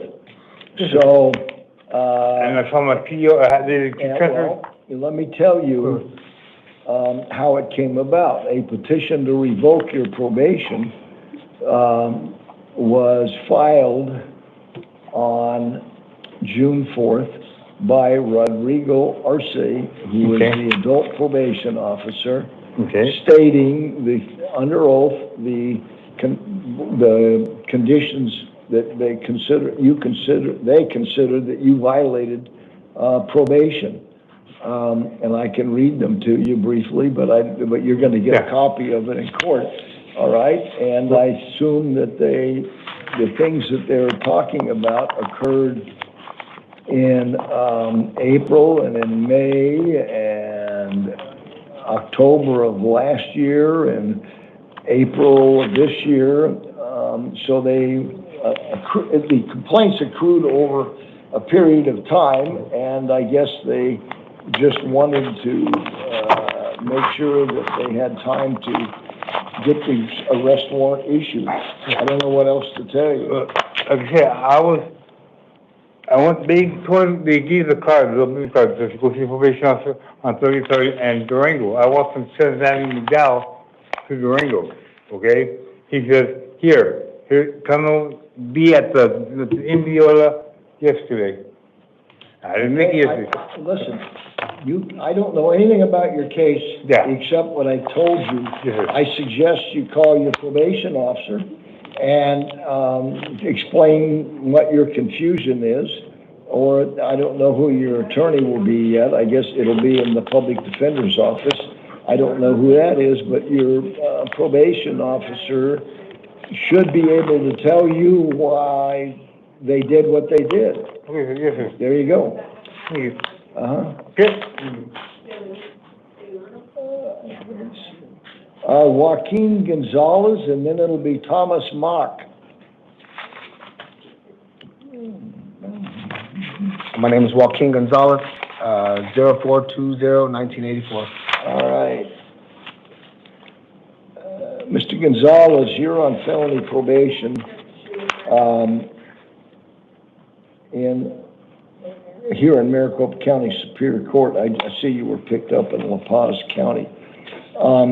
The probation department issued a warrant for your arrest on February 25th of this year with a $150 bond. Your next court date will be July 1st at 8:30 in Superior Court downtown. Say less. Thank you very much. You bet. Thomas Mock. And then it'll be Angela Vargas.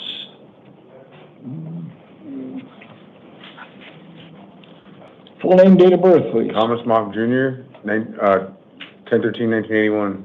All right, Mr. Mock, you're on felony probation here in Maricopa County on 2 separate felony convictions, and on June 24th, a warrant for your arrest was issued in each case. One case, the bond was $1,000. The other case, it was $100. Your next court date, let me see, you are Thomas Mock? Yes. Okay. For some reason, okay. You're booking, you've got long hair and you're booking photos. I just shaved my head the last weekend. Okay. Anyway, your next court date will be July 1st at 8:30 Superior Court downtown Phoenix. All right? All right, thanks. Angela Vargas, and then it will be Marcus Franco. Angela Vargas, 12/17/2001. Okay, ma'am, you are here on 2 separate cases. You were previously charged with possession of narcotic drugs, a Class 4 felony, possession of drug paraphernalia, Class 6. You were to be sentenced on those offenses on June 2nd. When you didn't show up, the judge issued a warrant for your arrest with a $2,500 bond. You also had pending charges that were unresolved. Shoplifting, a misdemeanor, possession of narcotic drugs, a Class 4 felony, possession of drug paraphernalia, Class 6 felony, scheduled on the same day, and a $2,500 bond was set in that case. Also, your next court date in these matters will be July 1st, and let me see if the other one is, both of them July 1st at 8:30. Am I going to be released on my own recognizance? No, you're not. You don't show up for a sentence. Well, I didn't get the... Listen, you have an attorney, right?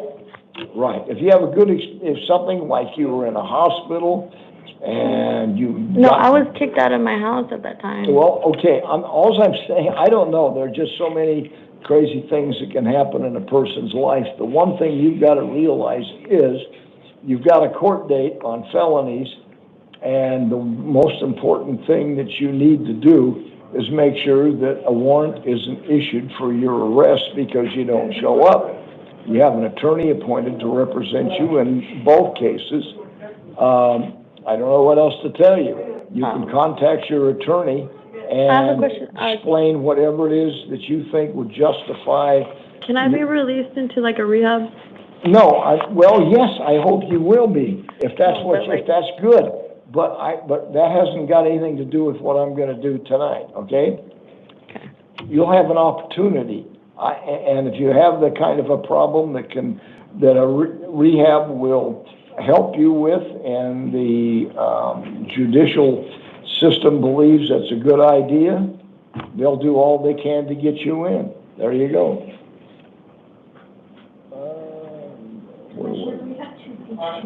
We have two what? Oh, I'm sorry. What? We had 2 page 2 added to Thomas Luke. Okay, thanks. Well, have I seen him yet? Have I seen him yet? No, okay. All right, full name, date of birth? Marcus Franco, January 6, 1993. All right. You, sir, you were here because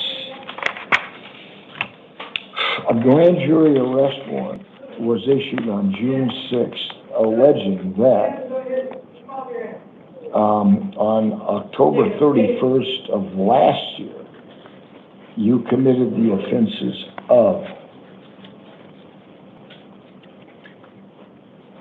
aggravated assault, impeding breathing, domestic violence formed by impeding breathing by choking, a Class 4 felony, theft or control of stolen property, a Class 6 felony, 3 counts of aggravated assault in violation of a protective order, Class 6 felonies, and 1 count of violating a mandate of the court, which would have been the protection order, I'm sure.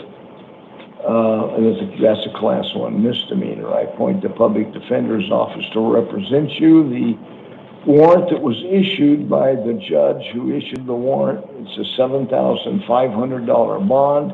Public defender's office is appointed to represent you. Next court date will be July 2nd at 8:30 in Superior Court in downtown Phoenix. Okay, your order's right there.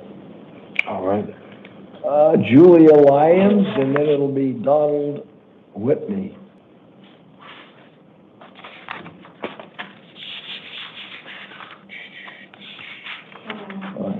Full name, date of birth? Yeah, Julia Ray Lyons, and it's August 15th, 1998. All right, ma'am. You were arrested yesterday, charged with disorderly conduct by fighting, a misdemeanor, and criminal damage by defacement, a misdemeanor.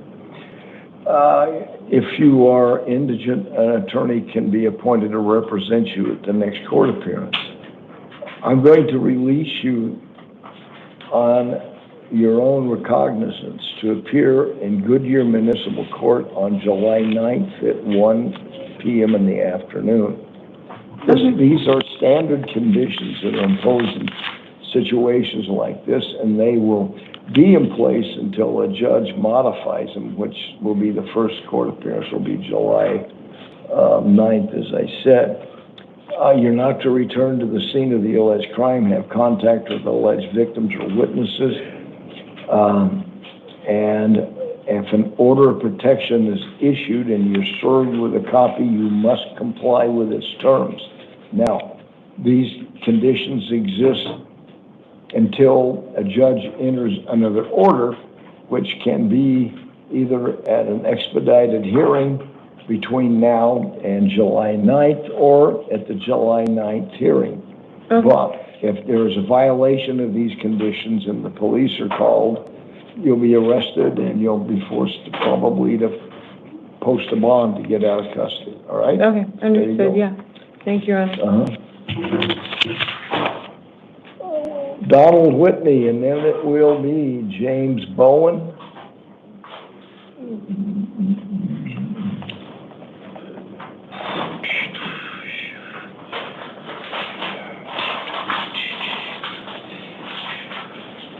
All right, full name, date of birth. Donald Whitney, 9/5/1974. Right, Mr. Whitney, you were arrested yesterday, charged with 1 count each of the following offenses. possession of a weapon by a prohibited person, a Class 4 felony, possession of dangerous drugs, a Class 4 felony, possession of narcotic drugs, a Class 4 felony, and possession of drug paraphernalia, Class 6 felony. Pretrial services says that you're financially capable of hiring your own attorney. If that's not correct in your mind, you can apply for counsel at any subsequent court proceeding. I'm going to release you on what we call supervised release. Your next court date will be July 10th at 8:30. And your paperwork will be the phone number of pretrial services. Within 2 or 3 days of your release, call that number, touch base with them. They're expecting you to do that, all right? Yes, sir. There you go. Thank you.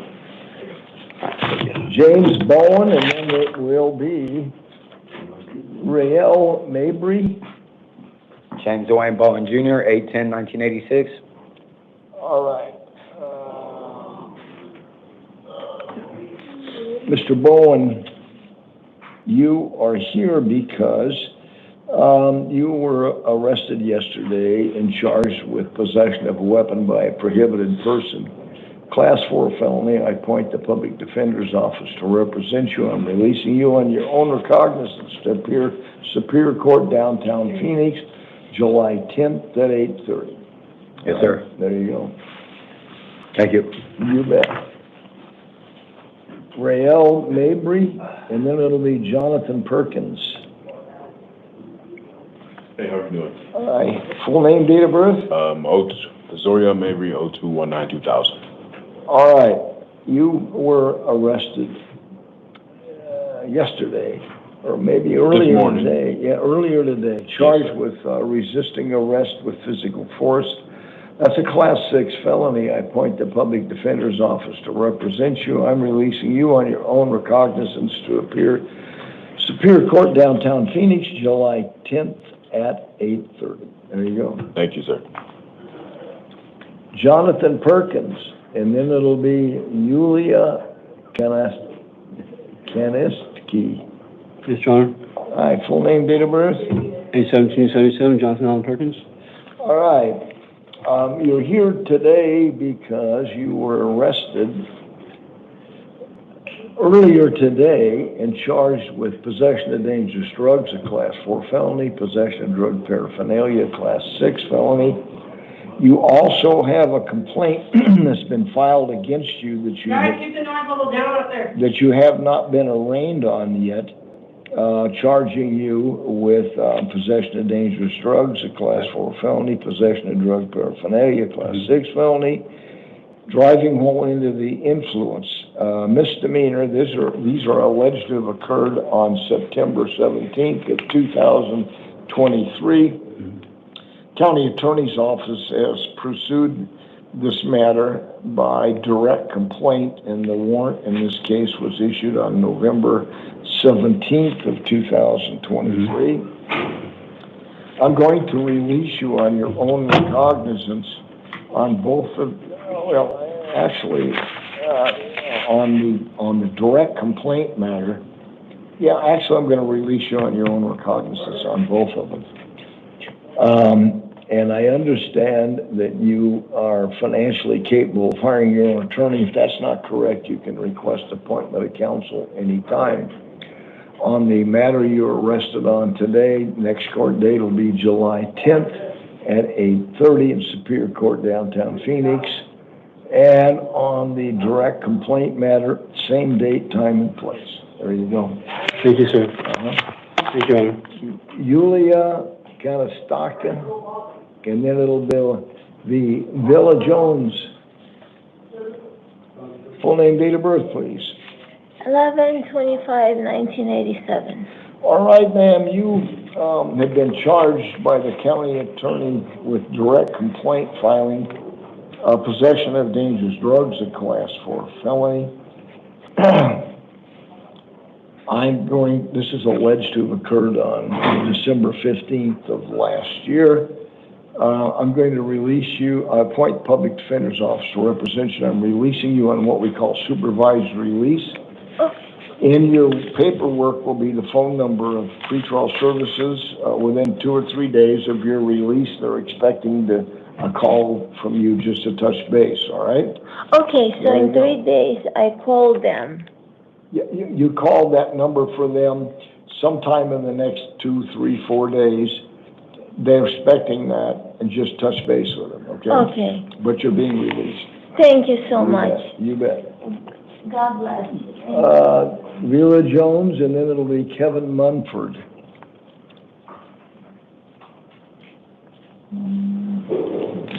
Yayo Jones, February 7th, 1999. All right, ma'am.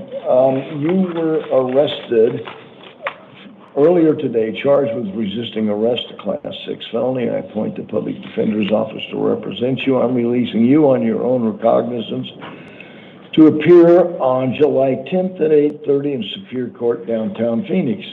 There you go. Thank you so much. You bet. Kevin Mumford, and then it will be Jose Salas Lizaraga. Full name, date of birth? Kevin James Mumford, August 10th, 1990. All right. You, sir, were arrested yesterday, charged with possession of dangerous drugs, a Class 4 felony. Possession of drug paraphernalia, Class 6 felony. I appoint the Public Defender's Office to represent you. You're being released on supervised release to appear in Superior Court on July 10th at 8:30. On your release papers is the phone number for pretrial services. Within a few days of your release, call them and touch base with them, okay? They expect it, all right? Okay. All right. Jose Lizaraga. Full name, date of birth. December 27, 76. All right. You're here because you were arrested earlier today, charged with 2 counts of driving while under the influence because you were on either your license was suspended. It's a felony when that happens. Suspended or revoked. Pretrial services. Pretrial services says you're financially capable of hiring your own counsel. That's not correct. You can request appointment of counsel at your next court date. I'm releasing you on supervised release to appear in Superior Court, downtown Phoenix, on July 10th at 8:30. The phone number for pretrial services is on that paperwork. Within a few days of your release, just call them and touch base with them, all right? All right. There you go. Thank you. You bet.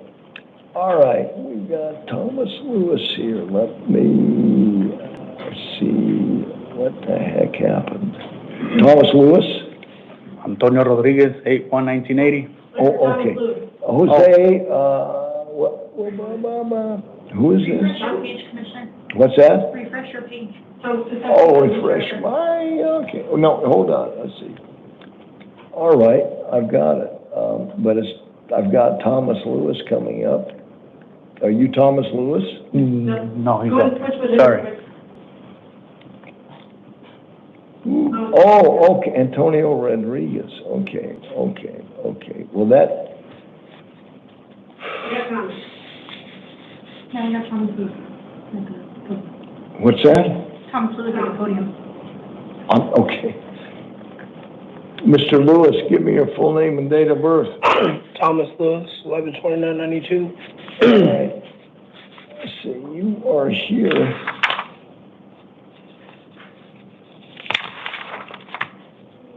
Because you were arrested yesterday, charged with possession of dangerous drugs, a Class 4 felony, and failing to return rented property.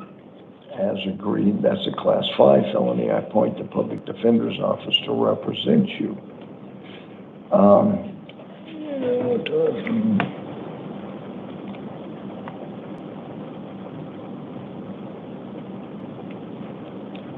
Hold on a second here. All right, you have a probation violation You were on felony probation when this is alleged to have occurred. Your arrest today, and your probation officer has requested that probation violation revocation proceedings commence. Let's see here. Let me see what the last one is for him. It's a probation violation also. All right. So I released you on your own recognizance and on the new arrest. So on the probation violation matters, I'm going to release you on your own recognizance in those two matters also.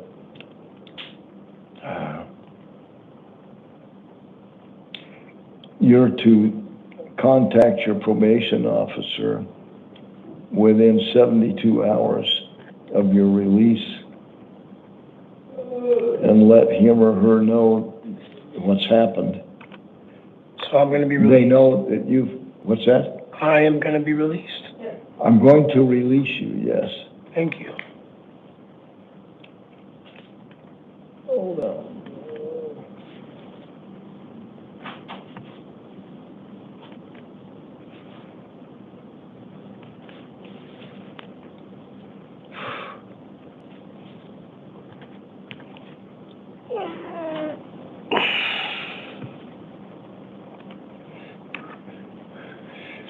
All right. So on the two probation violation matters, you contact your probation officer, well, and actually on the new arrest also, contact your probation officer within 72 hours, let him or her know what's going on, and make sure you show up for your court dates. There'll be different dates for your probation violation matter. I guess it'll be July 1st also. Okay, there you go. I guess they're all on July 1st. Double check on this. No, July 10th on the new criminal charges. All right, you got the 10th and the 1st you got to be in court on. There you go. That it? That's it. Make sure you show up. Yes, sir. All right. We also have a fugitive warrant. You're Antonio Rodriguez, correct? Yes, sir. All right, Mr. Rodriguez, you were arrested yesterday, charged with possession of dangerous drugs, a class 4 felony, possession of a drug paraphernalia, class 6. I appoint the public defender's office to represent you. You also have a fugitive warrant from Texas, and if I'm not mistaken, it's a no bond warrant. It's a probation violation matter, and it's a no bond warrant. So I'm going to set on the current new charge. As I said, I appoint the public defender's office to represent you. I'm going to set a $500 bond. In that case, Your Honor, may I say something? Yeah. That warrant in Texas, yeah, it was all complete. It was a mistake. I paid it off because my family talked to the probation, and I have to show up over there to close that out. That's the only reason that. Let me tell you, let me finish with the case you're arrested on. The $500 bond, your next court date will be July 1st at 8:30. I appoint the public defender's office. On a fugitive warrant, staff contacts the requesting state. There's now with computers and stuff, there's an enormous database. Every warrant that's out there that's issued from a state, especially felony warrants, is in that database. And what my records show is, number one, they contacted you within the last Texas, within the last 24 hours. Yeah, they called, her name is Because they're not picking me. Patricia Tipton, and they have her phone number here, to confirm whether or not what the records show that you have a warrant for your arrest for, to revoke probation. Let's see, it was issued on February 14th of this year. Judge Reese, this that says that this office will extradite, and it's just that simple. That's information we got yesterday. What I'm reading to you is what we got. Message accepted. All right. So, and June 24th. What is this? June 6th. What is this? Okay. Here's the conversation. June 24th, yesterday, at 8:13 p.m., a conversation was conducted between our staff and the appropriate person in Texas. We asked them to please confirm the validity and extradition and respond to the specific verbiage regarding the warrant is valid and we will extradite. And that was yesterday. And Texas informed us that yes, we will, that it's a valid arrest warrant and we will extradite. Now, you read the paperwork we gave you on extradition? Correct. Or do you have any questions about it? How many days do they have to come and pick me up? It depends. Well, it depends because you cannot waive extradition until, and you can, but the time limits will not start to elapse until after your local charges are resolved. All right, you were arrested yesterday for, let's see. Should I waive it? Yeah, for the drug charges. Let me see what they were here. I can't remember now. So, yeah, the class 4 felony, possession of dangerous drugs, and possession of drug paraphernalia, class 6.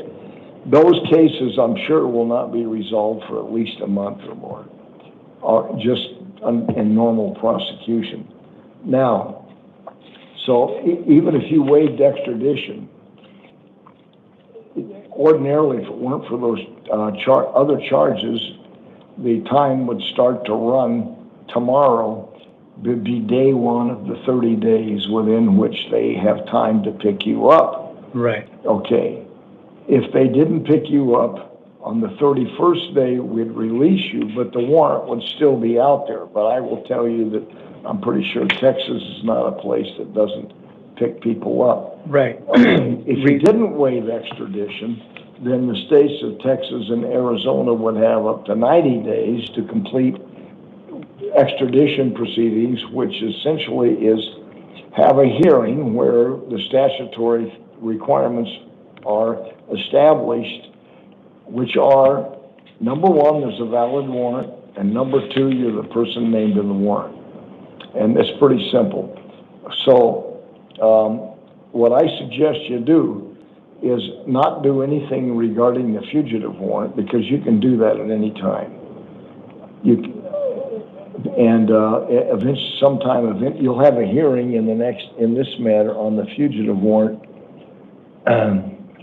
Again, if you don't waive, on July 7th in Superior Court at 1:30 in downtown Phoenix. None of the time limits will start to run until the criminal charges are totally resolved. The ones that I did here? The ones you were arrested for yesterday. Okay. If there are others, I don't know. If those are the only ones. My understanding is Texas isn't coming for me, because my wife talked to the probation officer. So But I'm telling you. No, I understand. They can't pick you up while you have those charges pending here. They can't. Arizona will not release you. Oh, okay. So. Okay, yeah, 'cause I'm not worried about them. They're not picking me up. I have to take care of it. Either you waive and the 30 days starts to run after the new criminal charge are resolved, or you don't waive and they have 90 days, Texas and Arizona, to conduct the proceedings that they have to conduct to establish to a judge's satisfaction. Number one, there's a valid warrant, and number two, you're the person named in the warrant. And it's pretty easy. So what I'm saying is, don't worry about it right now, waiving, okay? It's a no bond warrant, so I'm not gonna set a bond. I'll just put that you don't waive right now. You're not entitled to have a bond set. Your next court date on the fugitive matter will be July 7th at 1:30. I don't know what to tell you. You can hire an attorney, get some advice. It's a civil proceeding, so you're not entitled to have an attorney appointed to represent you, okay? So, you have any questions? I mean, I'll tell you, there are no easy answers. There's no easy options. Yeah. It's the worst thing you can have to decide what you want to do, because there aren't any good options. I just you gotta need to wait. hire an attorney. Well, you can, and I suggest you do that just so that you feel comfortable. But I will tell you that the attorney that I appointed, the criminal defense attorney from the public defender's office, can probably answer most of your questions without. And when will I be able to see him? Well, you're going to see him at your next court date on the criminal charge, which I told you was the 7th. If you post the $500 bond, you'll still not get out because of the fugitive matter. Your next court date will be July 1st at 8:30 on the new criminal charges. Not very far away. All right? Okay, hold on, and I will get you the what we call the release order on the fugitive matter. And there you go. We'll have the order for you in just a minute. Okay.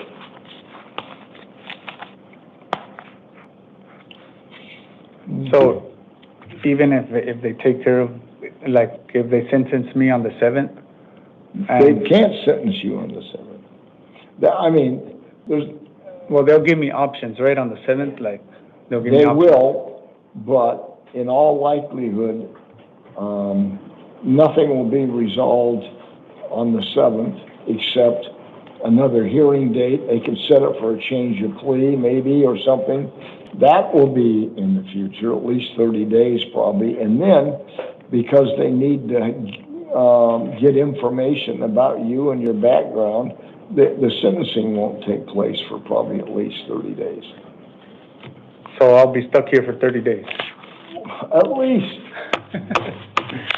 I mean, you'd be stuck here even if it didn't have new criminal charges and you waived, you could be here for up to 30 days before Texas gets you. All right, good luck.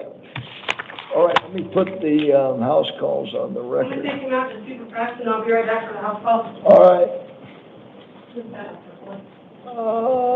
Donald Cunningham is charged with second-degree murder. I appoint the public defender's office to represent him. I set a cash-only bond in the amount of $500,000. His next court date, July 1st at 8:30 in Superior Court, downtown Phoenix. Let me see. I want to make sure that I get these. On Zane Hart. Let's see. Yeah. Zane Hart is was arrested, yesterday, charged with attempted theft of means of transportation, a Class 3 felony, burglary, a Class 4 felony, and criminal trespass, a misdemeanor. Public Defender's Office appointed to represent him. I'm told that he's dangerous to others. In the jail's opinion, I am releasing him on supervised release to appear in Superior Court on July 10th at 8:30. Then, Jane Nelson is here because she was charged with criminal damage earlier today, a Class 6 felony, public, I guess, I don't know that counsel's been appointed. I don't think at this time that we could know enough to appoint counsel for her. She's being released on her own recognizance to appear on July 10th at 8:30 in Superior Court, downtown Phoenix. Destiny Reyes is here because she was arrested earlier today, charged with possession of dangerous drugs, a Class 4 felony, possession of drug paraphernalia, Class 4 felony, it should be a Class 6 felony, and violation of a court order. It was an order of protection keeping her away from the place she was arrested. A misdemeanor. I appoint Public Defender's Office to represent her. She's being released, supervised release, to appear in Superior Court July 10th at 8:30. Joanne Carbajal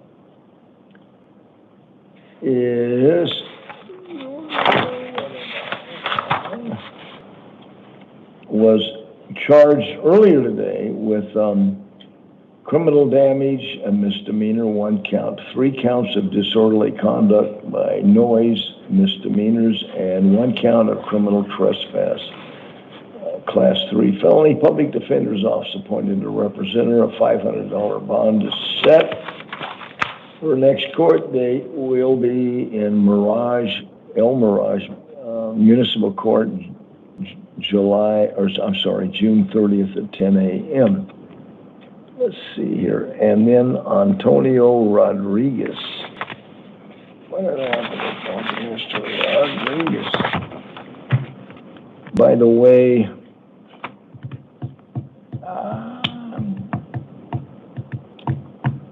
which one? All right, Antonio Rodriguez. What happened to him? He was the FOJ.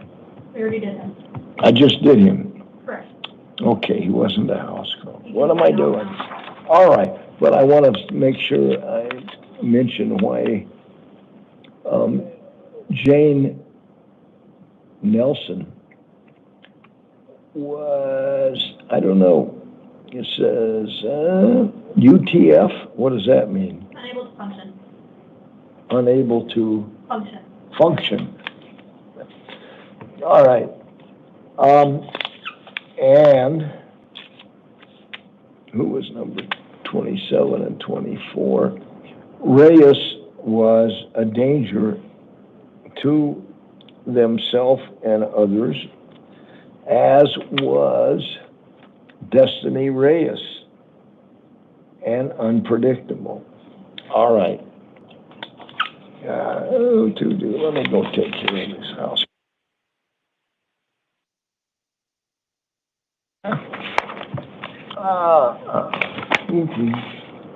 All right.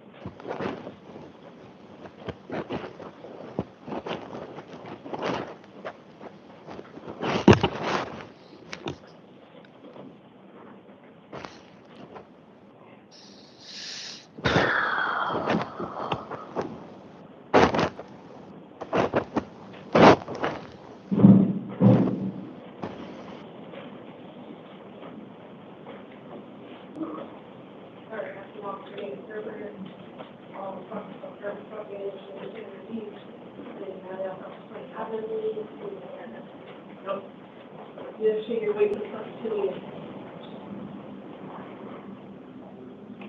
Mark you guys, that is, that's it.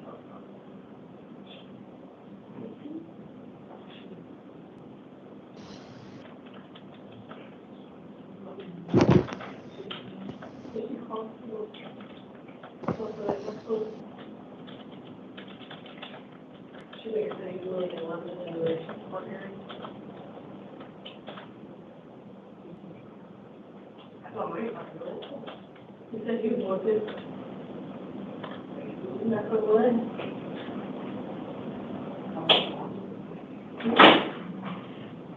All right.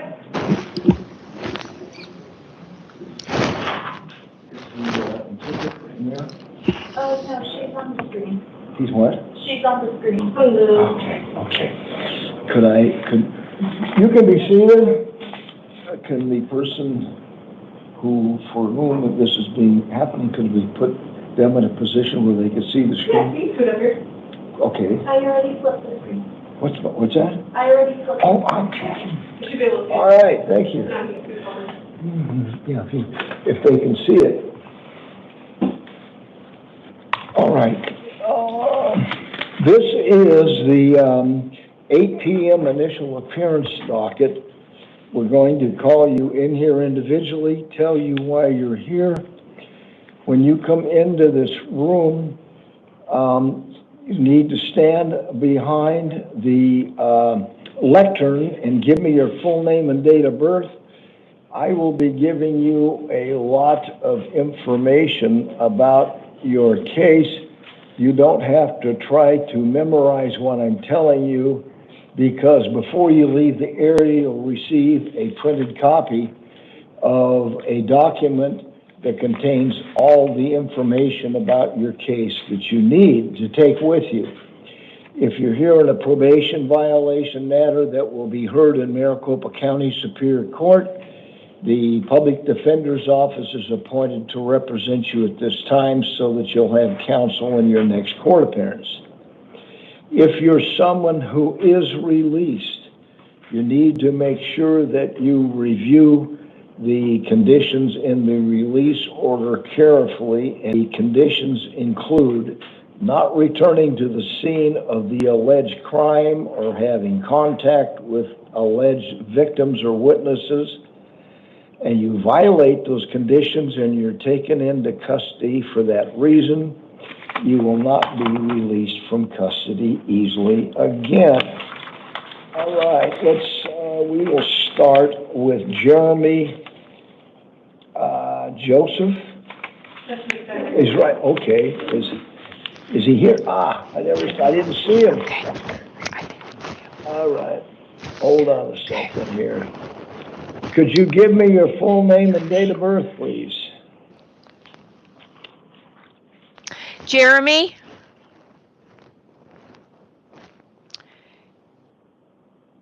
Joseph May 8th, 1983. All right, Jeremy, you were arrested earlier today and charged with these 3 offenses: possession of narcotic drugs, a class 4 felony, obstruction by refusing to give correct name, a misdemeanor, and criminal trespass. I appoint the Public Defender's Office to represent you. I understand that there is a Department of Corrections hold on you. Also, bond in this case is set at the amount of $250. Your next court date will be July 1st at 8:30 in Superior Court in downtown Phoenix. Do you have any questions? No. All right. Was that a no or a yes? No. That was a okay. no. Okay, thank you. All right. Jeremy, have a seat, and we will give you a copy of the release order that contains all the information I've just given. Whoops, he's out of the room. All right. Thank you, Madam Interpreter. Great job. Thank you, Your Honor. Have a good night. Thank you. All right. Next, we will have Anthony B. Gay, and after that, Nanette Zavala. Let me turn this around here.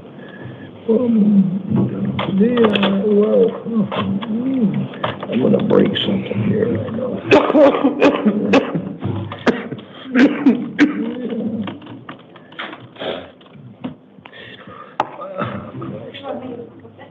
Well, I'll see if I can. Let me just get it to where I can see people. There we go. All right, full name, date of birth, please. Name Anthony Begay, date of birth 9/11/84. All right, you, sir, are here because you were arrested earlier today, charged with possession of narcotic drugs, a Class 4 felony, and criminal trespass of a residential structure. That's a misdemeanor in this case. You also have pending charges of possession of dangerous drugs and possession of drug paraphernalia, both felonies. You had a status conference in those matters, and on June 18th, and when you didn't show up, the judge issued a warrant for your arrest with a $1,000 bond. Your next court date in the charges that you bench warranted on will be July 1st at 8:30 in Superior Court in downtown Phoenix.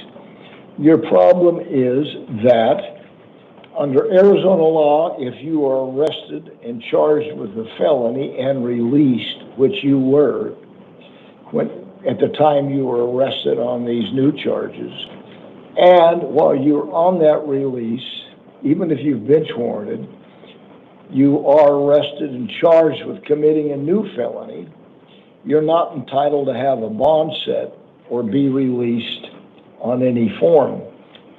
I have no discretion in that matter. That's Arizona law. So you'll be held without bond. Your legal defender's office appointed to represent you. Next court date will be July 1st at 8:30. And your order, and the orders are where? Oh, you've already got them. All right. There you go.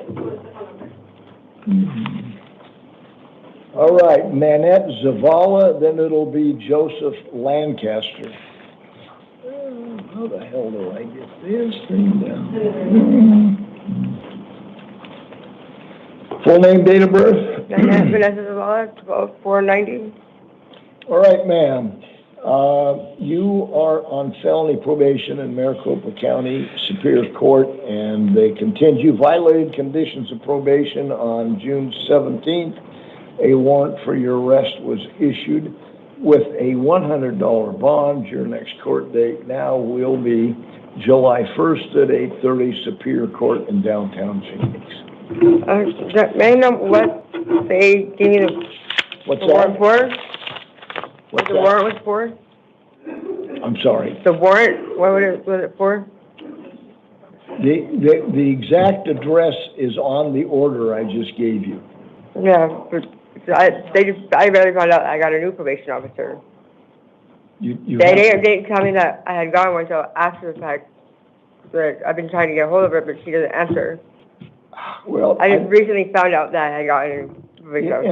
And I don't know what to tell you. This warrant was issued on July 17th. If you like, I don't have any. July? Are we in June? No, I said it was June July 17th. June 17th, and I will tell you that the petition to revoke, let me get that, The petition to revoke was filed, oh man, come on, by your probation officer. This is not coming up right. Because I just recently found out that I got a new probation officer. Oh, here we go. Here's another one. And I did try to get a hold of her beforehand. Yes, the petition to revoke was signed by Chloe Sherman. I don't know if that's your probation officer or not, but they basically said that you failed to report to adult probation on the following dates. It starts in May, June, as directed. Attempts to locate you in the field. They couldn't find you. And I had talked to my first probation officer. Well, let me tell you. I saw her the first week I saw her. Listen. I'm barely on my second month of probation. You know, let me tell you. If you have somebody who knows you, the bond is only $100. They can bond you out. And you can you show for your court. If there wasn't anything really particularly bad going on, you'll probably get your bond money back. But I can't guarantee it. All right. If you do bond out, make sure you show up on the date on the release order. All right. There you go. Where was I? Joseph Lancaster. Then it'll be Hector Chavez.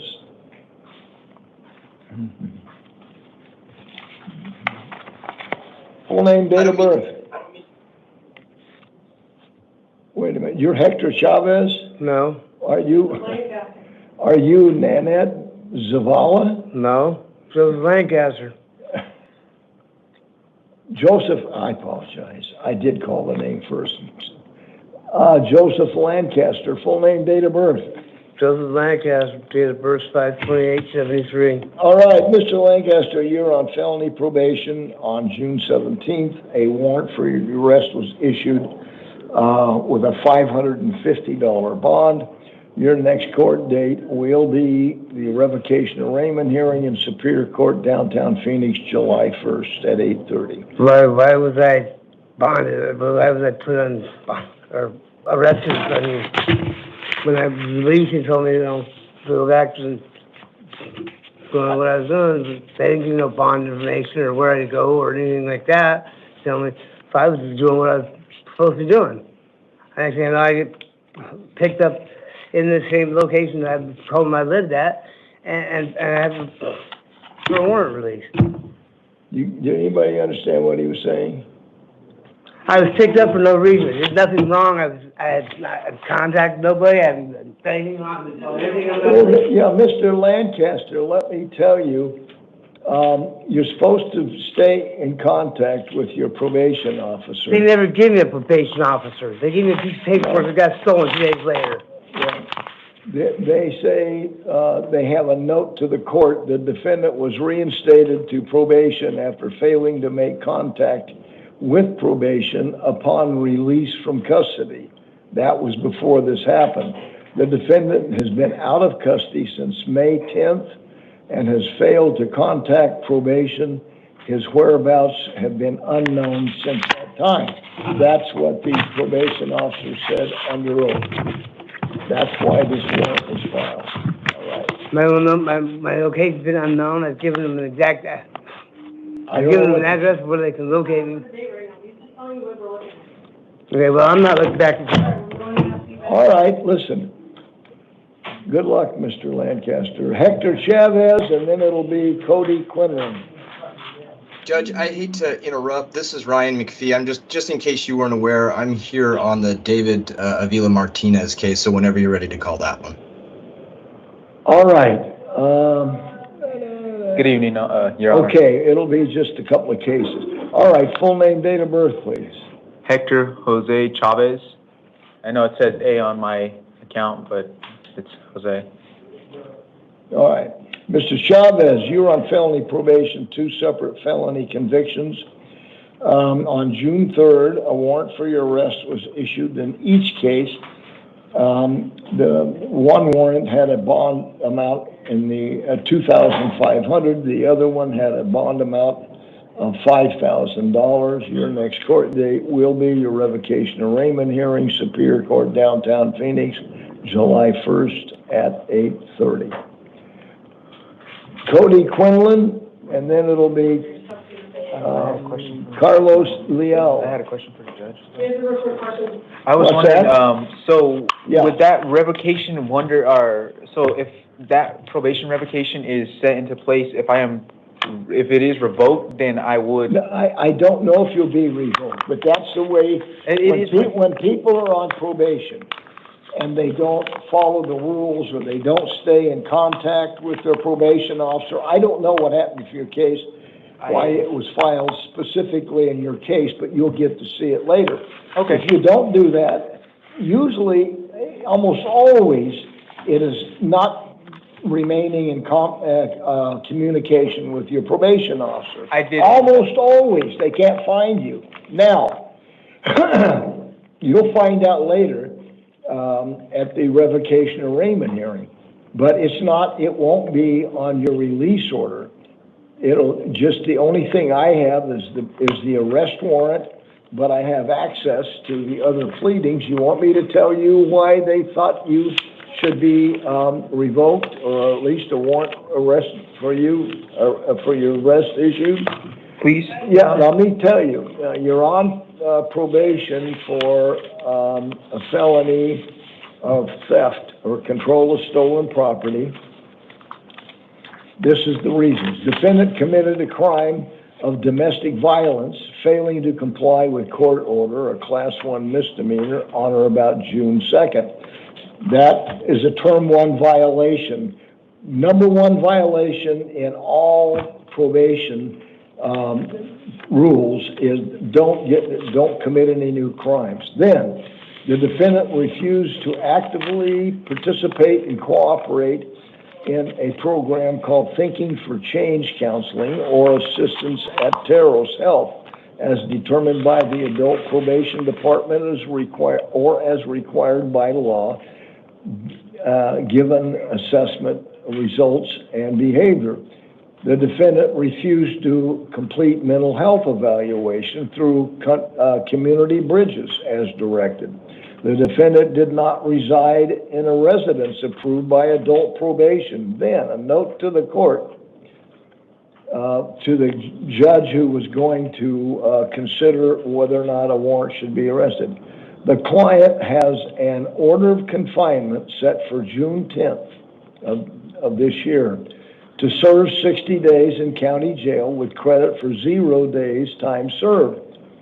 It should be noted that the client was ordered by his probation officer to complete mental health evaluation due to concerns raised by collateral contact and law enforcement. He has still not completed the evaluation despite being directed to do so. There's also an active protection order through Chandler Municipal Court directing him not to go on or near the residence of the protected party with an expiration date of, this is May 2026. So those are the reasons. Now, stop. There's been no communication. I don't know anything about that. I'm just reading to you what there is. The judge who read this issued a warrant for your arrest with the bound amount in the amount I told you. That's on there. It's not for debate. It's right down there. No, I was just wondering where they came from, because I honestly had no clue about either a domestic violence charge or an order of protection. He read mine. Oh, did I? See? Okay, I apologize. Now I do owe you a. Okay, well, you can put your eyebrows down now. You had me a little shocked there, Your Honor. You are Hector Chavez, right? Yes, sir. Okay. Let me tell you, I apologize. I apologize taking up the time like I have, but hold on. Let me tell you, you're entitled to an explanation after what I just did. Thank you. All right. Okay, you're on. Tell him to keep it down out there. What? I'm telling him to keep it down out there. Okay. Ag assault with a simulated weapon is the charge. Okay. Condition number 4, defendant refused to actively participate and cooperate in substance abuse treatment, counseling, or assistance at the Gila River RTC as determined by the probation department or as required by law. The defendant failed to self-surrender within 60 days to do his deferred jail term on June 1st. The defendant refused to actively cooperate in substance abuse treatment at the Gila River as RTC as determined by probation. Note to the court, the defendant failed to self-surrender for the deferred jail term on June 1st as directed. He's been assessed as a high risk to reoffend. That's your case. I apologize. I understand. All right, there Thank you go. Your Honor. Now, where was I? That's what happens if I don't know. Is Cody Quinlan?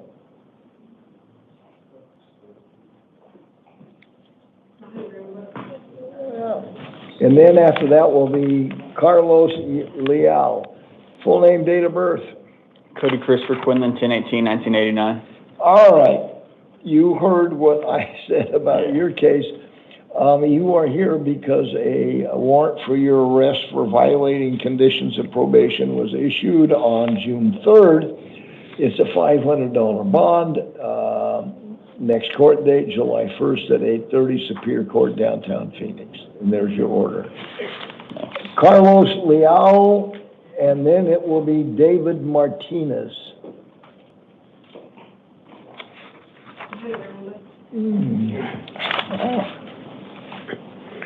Full name, date of birth? Carlos Leal, 22370. All right, Mr. Leal, you're on felony probation. On May 30th, a warrant for your arrest was issued for violating conditions of probation with a $500 bond. Your next court date will be your revocation of arraignment hearing in Superior Court in downtown Phoenix on July 1st at 8:30. All right. David Martinez. Then it will be Tyler Hancock. Full name, date of birth? Full name, date of birth, please. David Gadiel Avila Martinez. Date of birth? Good evening. Let me ask you who you are. Are you the Spanish interpreter? No, Your Honor, I'm counsel. Okay. Do you speak English? I do, but I'd rather do it in Spanish. I need someone, because if I don't understand a word, I want to understand everything. Well, let me tell you, I will be as clear as I can be, and if you don't understand something, then we will have to get an interpreter, okay? Okay. I'll ask you if you understood what I've just told you. Yes. Counsel, go ahead, announce your name again, please. Good evening, Your Honor. Ryan McPhee on behalf of Mr. Avila Martinez. All right, thank you. Mr. Martinez,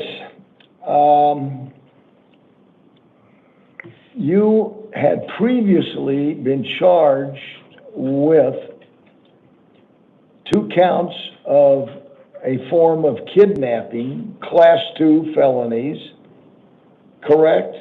Yes. All right. You were charged also with aggravated assault, domestic violence form, impeding breathing by choking, a Class 4 felony. Correct? You were charged with that. I'm not asking you if you're guilty. All right. And another form of assault, which is a misdemeanor. The Public Defender's Office had been appointed to represent you. A not guilty arraignment was scheduled on May 20th. When you didn't show up, they issued a warrant for your arrest with a $12,000 bond. Counsel, did you understand what I just said, and is there anything you'd like, you could add to what I just said concerning his failure to appear? Yes, Your Honor.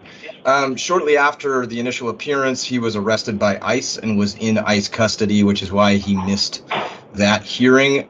We filed a motion to quash, and that was set for an oral argument yesterday. He was still in ICE custody. He was bonded out of ICE custody a couple of days before our hearing, somehow disappeared. We later found that ICE had released him after calling Florence police to come arrest him on this warrant. So he was in Pinal County custody during that time.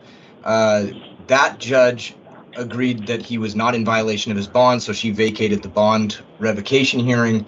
Also, she did quash the warrant, but later we got an order saying that she then vacated that order for some reason, and I think it was just so that we could have this hearing today. So we're just asking that any warrant be quashed, and that I think the other order is still in place, saying that he's not in violation of his bond at this time, and we just need to release all holds from him so that we can get him out of custody. Well, let me ask you, was he in custody on May 20th? Yes. All right. Is there anything else besides this case that's holding him in custody? Other than the ICE hold, no other criminal cases. All right. So if I were to release him, are there any holds on him that would prevent him from appearing? I would love to say no to that, Your Honor. Our experience with ICE right now is frustrating, to put it mildly. But as far as legally, as far as I am concerned, there are no other holds on him, and our hope is that he would be released at that time. But he does have private counsel now, so if that were to happen, we'd be able to inform the court and we would be present. Well, let me do this then. So he will continue to get credit on this charge. What if I reduce the bond to $50? So and I appreciate that. Yeah, I appreciate that thought, Your Honor, and we had the same one when we went to the other judge, but we had some discussion there that has been causing holdups and holds, and so we're just going to have to risk it at this point and ask that there be no additional bond put on him. And if he does end up getting held, that judge that we got set in front of said that we would be able to file a motion for credit at that time. Yes. This is all right. Yeah, my clerk just handed me let me see is it this case? Yeah, let me look at the number. 1 second here. 190011. Okay. I am handed a copy of a pleading in this case, an order of the court that is stamped quashed. It has the same number, and the amount of the bond is $12,000. So I have no reason not to believe this is an order in his case. And so, yes, go ahead. Sorry, Your Honor. It was a little bit confusing to us because it was very clear in court that she did quash the warrant, but then he wasn't released when he should have been. And we found out that at the very end of that order, the last lines were later, the judge reviewed this and vacated her order to quash. So if you could just do an order to quash just to be safe, we would appreciate it. It's been a difficult one, this case. All right. Well, let me go. Now my clerk hands me a set of minute entries in this case dated June 24th. Just yesterday. And you're Ryan McPhee, so you have you've seen these. Yes, Judge. So you're telling me that what I have is a coerced order that would release him from custody. After that was issued, this minute entry should show that she changed their mind and revoked the course nature of the warrant? Correct, Judge, and we don't have any reasoning for it. It could be because he was in custody and set for an IA at that point. We really don't know. Well, let me do this. I've got a full docket here. I'm barely halfway through it. We'll get through it pretty quickly. If you don't mind, I will finish my docket, and then I'll have an opportunity to read what it is I've been handed, all right? So that's fine, Your Honor. Thank you. Yeah, Mr. Martinez, go have a seat back there, and we'll recall your case. Okay, All right. Where was I did, Carlos, Hancock. Tyler Hancock, and then it will be Cassandra Calhoun. Full name, date of birth, Mr. Hancock. How you doing? Tyler Kent Hancock, 5/11/1993. All right, Mr. Hancock, you're here because one of the reasons you're here, you were previously charged with possession of dangerous drugs, a Class 4 felony, and possession of narcotic drugs, a Class 4 felony. A status conference was scheduled on June 6th. When you failed to show up, they issued a warrant for your arrest with a $500 bond. Your next court date in that matter will be July 1st at 8:30 Superior Court in downtown Phoenix.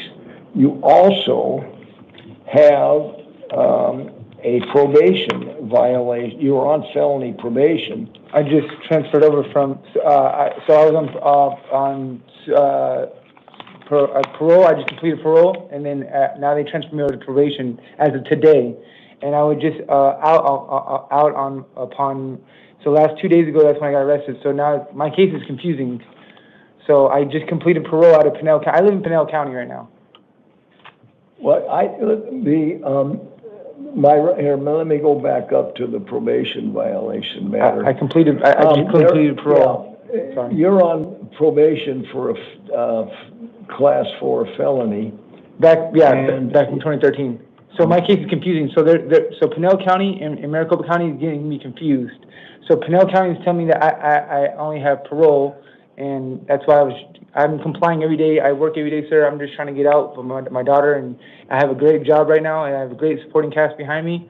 I'm doing everything I can just to get out, sir. I'm not missing. The reason why I missed court was because my phone got lost, and that's the reason why. So my attorney, Mr. Wilson, put in a quash form as well, Mr. Wilson, and that's what I'm waiting on. If you can maybe give me a chance today to show you that I'm serious and I'm taking this very seriously. Well, all right. Now, I have a teletype from your probation officer concerning a request for a hold on you're on felony probation, and I can't tell you what your probation officer is going to do, whether they're going to formally petition to revoke your probation. That does not mean it's going to be revoked, but that's the formality they must proceed with. And I don't know what to tell you. You have an attorney appointed to represent you in this case. But he's a pro bono, and what confuses me is Pinal County is telling me that I have to do it out there, and then probation is. So now I'm on probation now. Okay, I completed parole. So now that what's confusing is parole in my county where I currently live in Pinal. I live in 8010 West Sonoma Way. That's where I live at. She's coming to me and telling me that don't worry about out in Maricopa County. And this is my word. You can call her. But you can worry about it because I agree. What I don't think they knew is that you had a felony charge here that you failed to appear at, and the judge issued a warrant for your arrest. Okay, now they can't do anything about that. And I'm not going to do anything about it because I don't know anything about you and your case other than the fact that there was a warrant. You didn't show up and a warrant was issued for your arrest. Would you allow me? In addition to that, in this case, because you were on probation for felony convictions in another case, your probation officer in that case that you were on probation has requested that a hold be placed on you the way every case that somebody gets arrested on a new charge when they're on felony probation, the nature of the proceedings is a revocation, okay? That doesn't mean that in most cases people aren't revoked, but in order to commence doing whatever it is that has to be done to reconcile the term one violation, in this case it would be, they file it, there's a hold, you're in custody for a period of time if there are serious charges. You're not if you fail to appear on the charges. And can I bond out, sir? And at this time, I don't know anything about Pinal County, and I will tell you it really has nothing to do with what we're deciding here. Yes, Your Honor. So I apologize. I was just confirming. No, so what I'm going to do, but you have time, you can contact your attorney here, who can contact the court here. I'm trying my hardest, Your Honor, I promise you. Well, or your probation officer. I've done all that. I really have. I even talked to my probation officer out here. Well, but in between time, what I'd suggest you do, you have the probation officer's number, right? Correct. In my phone that I'm currently incarcerated. Well, no, but they won't let you. They'll let you make phone calls from phones that are here, but they won't give you your cell phone. I don't know his number. Well, we'll write it down for you, all right, on your release order. Let me get it here. Can you help me with a bond deduction, sir? I can get off. I'm not going to do anything to change the amount of what the bond did. It's $500, correct?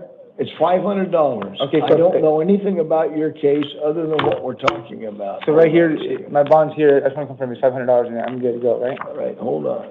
Sorry. Let me get back to the probation violation matter. I need to make sure. Because I've got a long docket here, as you can see. Yeah, I just want to confirm. So if my people can bond me up $500. Teletype from your probation officer. Oh my God. Your Honor, could you just do the 500 for me, please? Because I can afford the 500 right now. I can't afford the 250. Can you just do the 500 flat for me? Well, what I did is, in the probation violation, it's just 250. I set a $250 bond. Please do 500. I can get out. I want to give you your probation officer's name if I can. Oh, Christ. Oh, man. I got my people ready with 500. Let me put this at the end of the docket, too, okay? Because it's going to take me more than 3 or 4 minutes probably to get this resolved.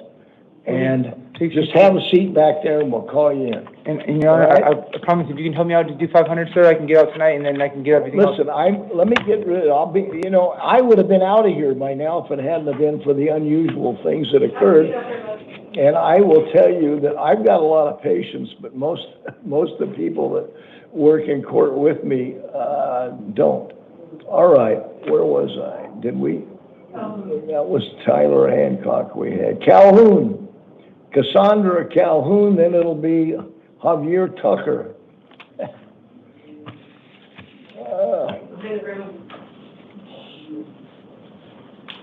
Full name, date of birth, please. Cassandra Calhoun, 8/12/1998. All right, ma'am.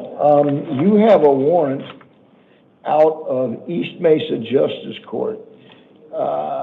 You failed to appear on driving on a suspended license charges. This warrant was issued in December of 2023 with an $800 bond.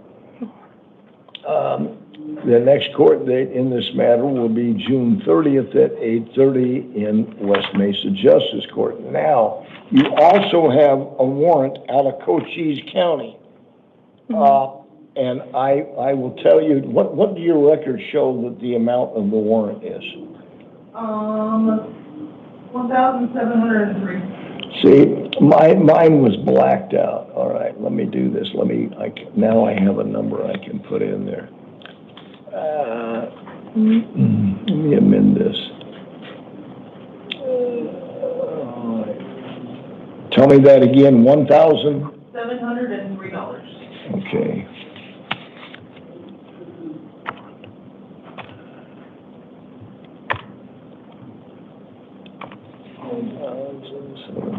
I'm just gonna put 1,700, well, and $3? Okay, so that would be $703. All right, let me go back, because you guys won't release her probably.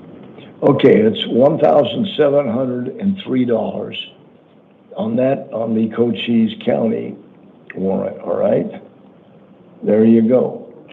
So, I mean, why is that so high? You've got warrants that were issued 2 years ago for $800 out of West Mesa Justice Court, and the other one was issued in November of 2023 and the amount was $1,703.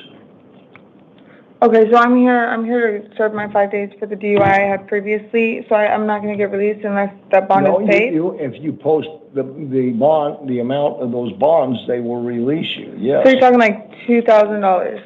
I guess, add them up. Hold on, let me change this. There's no way to get it lowered? No, not tonight, it's not gonna be lowered.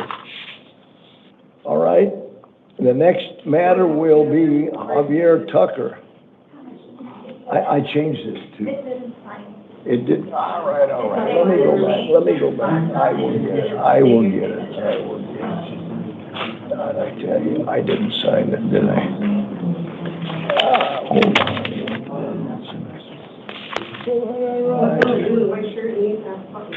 Tell me if that didn't do it. All right, yes, it is. All right. Full name, date of birth? Xavier Joaquin Tucker, December 2nd, 1990, sir. All right, Mr. Tucker.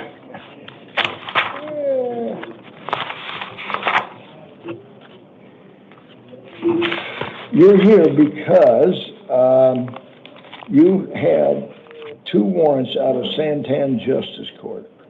You were charged with possession of drug paraphernalia. This is back in July of 2024. You failed to appear.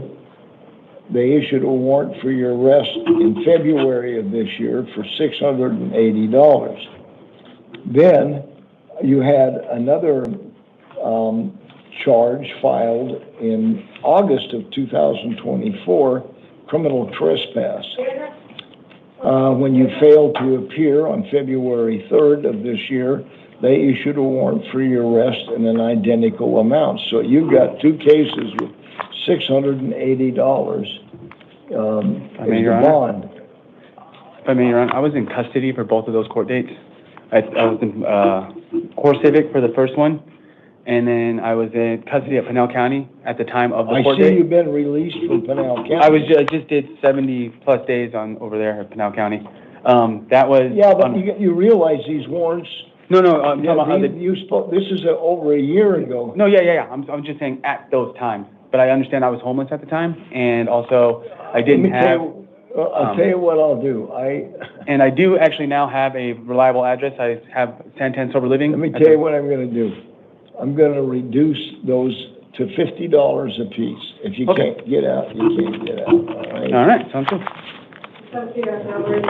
All right, perfect. Thank you. Hold on. Oh. I don't know who I'm telling that to. Just hold on a second while I do this. God damn. Oh, man.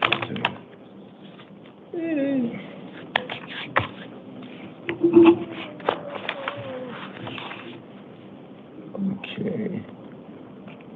That should show the first one and then the second one.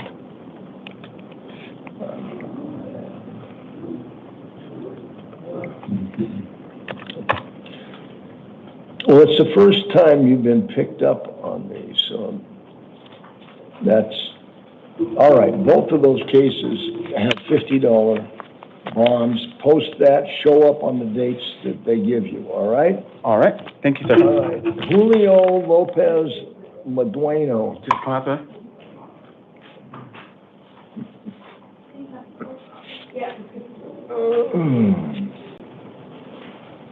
And after Mr. Medueno will be Anthony Trujillo. Go ahead. Full name, date of birth? So my name is Julio Adrian Lopez Madueño, is 9/26/1987.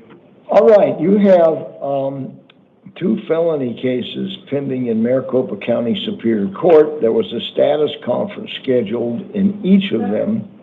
On March 20th, you didn't show up. They issued a $1,000 on each arrest warrant that was issued on, one is March 20th, the other was in April of 2024. Wait a minute, no, I take that back. Both of them were in March of this year. You also have a warrant issued out of, where is this? West McDowell Justice Court, when you failed to appear. Can I say something? Well, one second, let me put this on the record. There was on a driving on a suspended license charge that you failed to appear on, and they issued a warrant for your arrest last April 11th for $717. Now, what did you want to say? So on March 20th, so I was in CCA jail, like U.S. Marshals. So that's why I couldn't appear to the courts. So why didn't you do something about it? Because I was in jail. No, I know, but if the court knows you're in custody somewhere else, they know you can't show up. But if the only way they find out you're in custody is a year later, you wind up being arrested on the warrant they issued when they didn't know why you were there. I believe it or not, people will come in here sometimes and just to stay out of jail, they'll make up a good story. Right. What you need to do is, your next court date in these matters are pretty quick, and on the felony matters are pretty quick. They are on, July 1st. July 1st? That less than a week, yeah. There you go.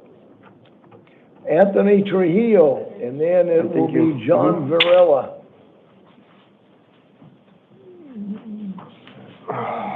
Full name, date of birth? Anthony James Trujillo, 10/17/81. All right, Mr. Trujillo, a grand jury has indicted you for one count of aggravated assault on a corrections employee, a Class 5 felony, and one count of assaulting either I don't know if it's a prisoner assaulting an employee or a prisoner was assaulted with bodily fluids, a Class 6 felony. This warrant was issued for you on May 20th. I realize you've got a DOC hold, right? Yeah. All right, okay, well, let me just tell you, right? A $15,000 bond was set by the judge who issued this warrant. The public defender's office appointed to represent you. Your next court date will be July 2nd at 8:30 in Superior Court in downtown Phoenix. July 2nd? Yep, everything I told you is printed on that form. Okay, thank you very much. All right.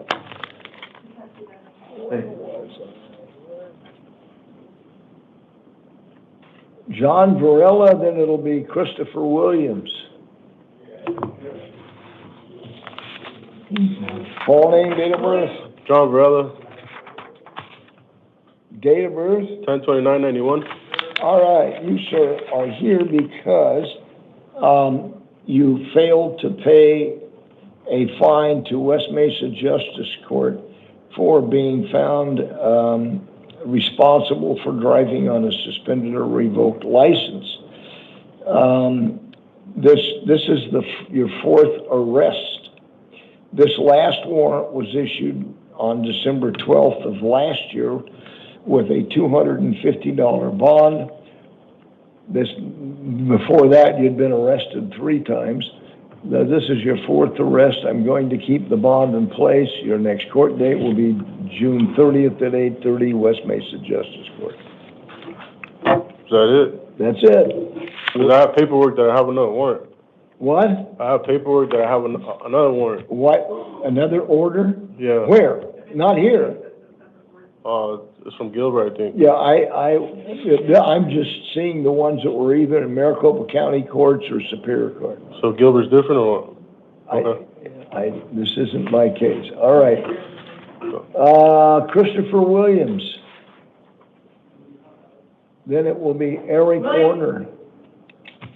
Christopher Williams? Here you go.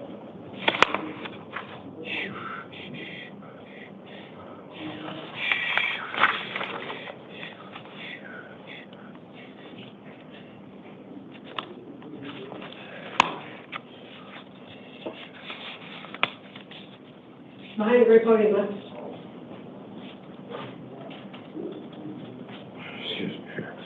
Full name, date of birth? Yes.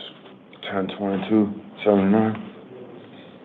All right, Mr. Williams, you were arrested earlier today, charged with one count of aggravated assault, a Class 6 felony. The Public Defender's Office is appointed to represent you. A bond is set, by the way, the County Attorney's Office was asking for a $50,000 bond. To the person that is assaulted with a fake gun that looks realistic at that time in their life, they don't know that it's not a real weapon. Anyway, I appoint the Public Defender's Office to represent you. A $12,000 secured appearance bond is set. Your next court date will be July 1st at 8:30 in Superior Court in downtown Phoenix. If you are released or you bond out, you're not to return to the scene of the alleged crime, have contact with the alleged victim or witnesses. And I don't know the nature of your relationship to this victim, but if it's the kind of relationship that an order of protection, I told you that. well, an order of protection would be appropriate. If an order of protection is issued and you're served with a copy, you must comply with its terms. All right, Eric Warner, and then it'll be Anthony Thack.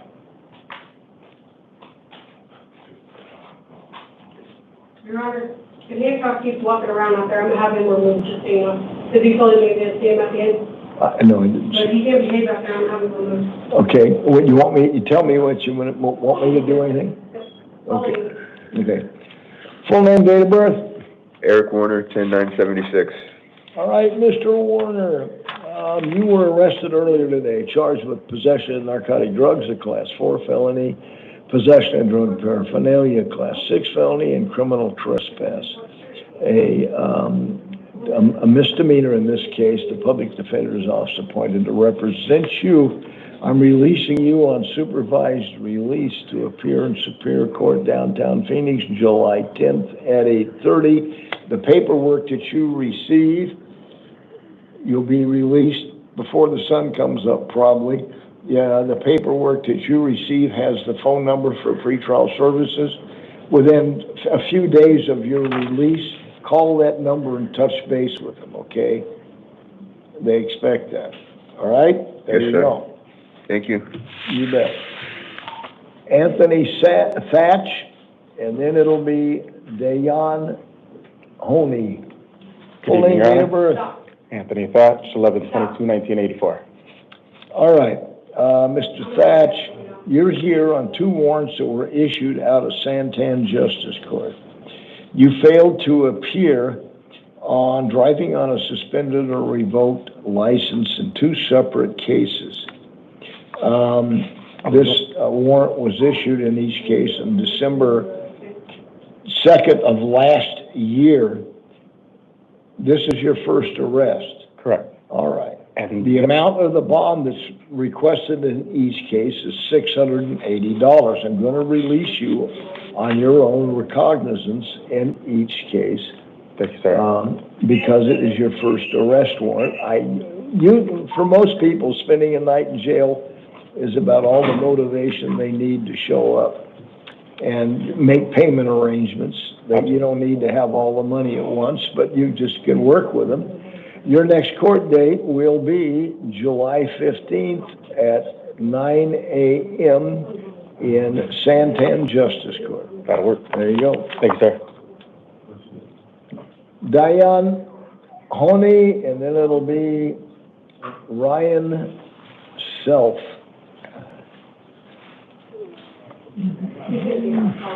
Date of birth? 11/17/98, Your Honor. And your full name? Day and Colahoney, United States Marine veteran. All right, you are here because you were previously charged with possession of dangerous drugs, a Class 4 felony. A status conference was scheduled on June 17th. You didn't show up. What happened? Your Honor, I was actually in the hospital from the 13th to the 20th for a week at the VA.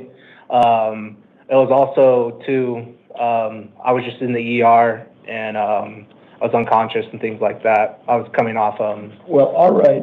Apparently, pretrial services believed your situation. You know, the thing is, if you've got a court date, number one, you have an attorney to call, right?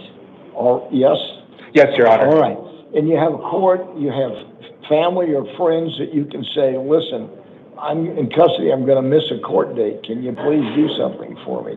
If the only time when we first hear about it is when you get arrested and picked up. Yes, Your Honor. That doesn't help your credibility. But I believe you. I'm going to release you on what we call supervised release to appear in Superior Court July 10th at 8:30 will be your next court date. On the paperwork is a phone number for pretrial services. Give them a call in a few days and touch base with them, all right? Yes, Your Honor. And I was also going to tell you, too, I just got done with doing 60 days of treatment, too, as well. All right. Good luck. At the VA, too. Thank you. Ryan Self, and then it will be Terrence Wilson.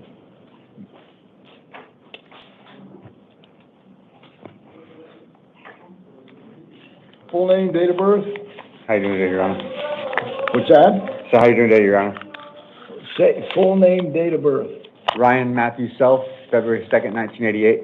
All right, this so, you were arrested on it's alleged that on May 21st you committed the offense of theft or control of stolen property. I read what the Form 4 said. I believe that there is probable cause to believe you committed that offense. This is in the jurisdiction of Goodyear Municipal Court. They issued a warrant for your arrest. I'm going to release you on your own recognizance to appear. Goodyear Municipal Court, July 9th at 1 p.m. July 9th at 1 p.m.? Everything I told you is on that printed form. Okay, thank you. You bet. Terrence Wilson. Thank you, man. And then after Mr. Wilson will be Michelle Moore. Full name, date of birth?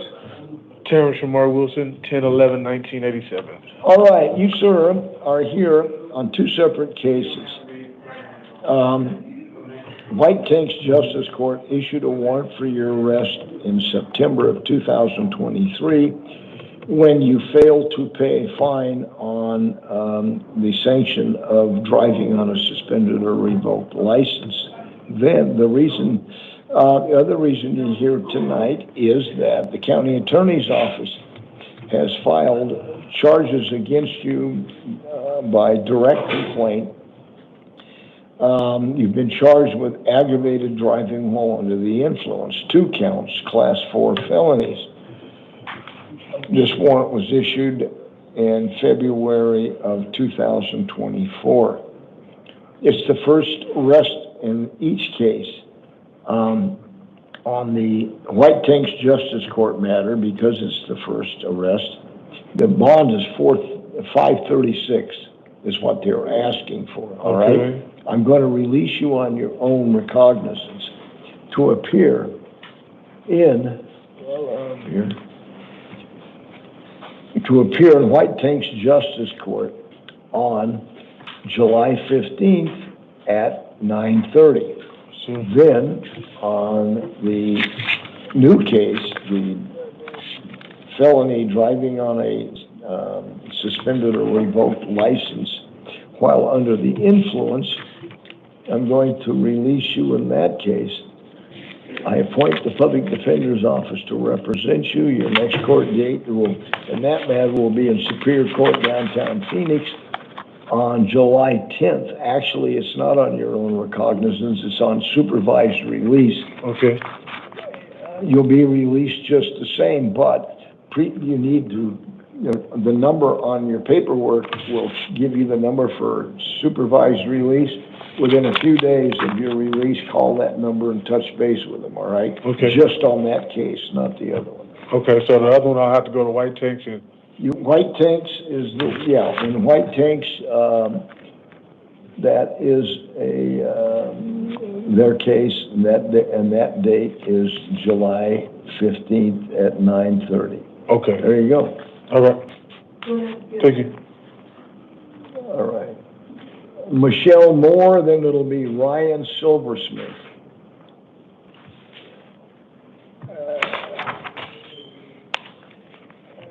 Full name, date of birth? Morning. My name is Michelle Moore, 9779. All right, ma'am, you by the county attorney's office have been charged by direct complaint with possession of dangerous drugs. That's a class 4 felony. This warrant was issued in April of last year.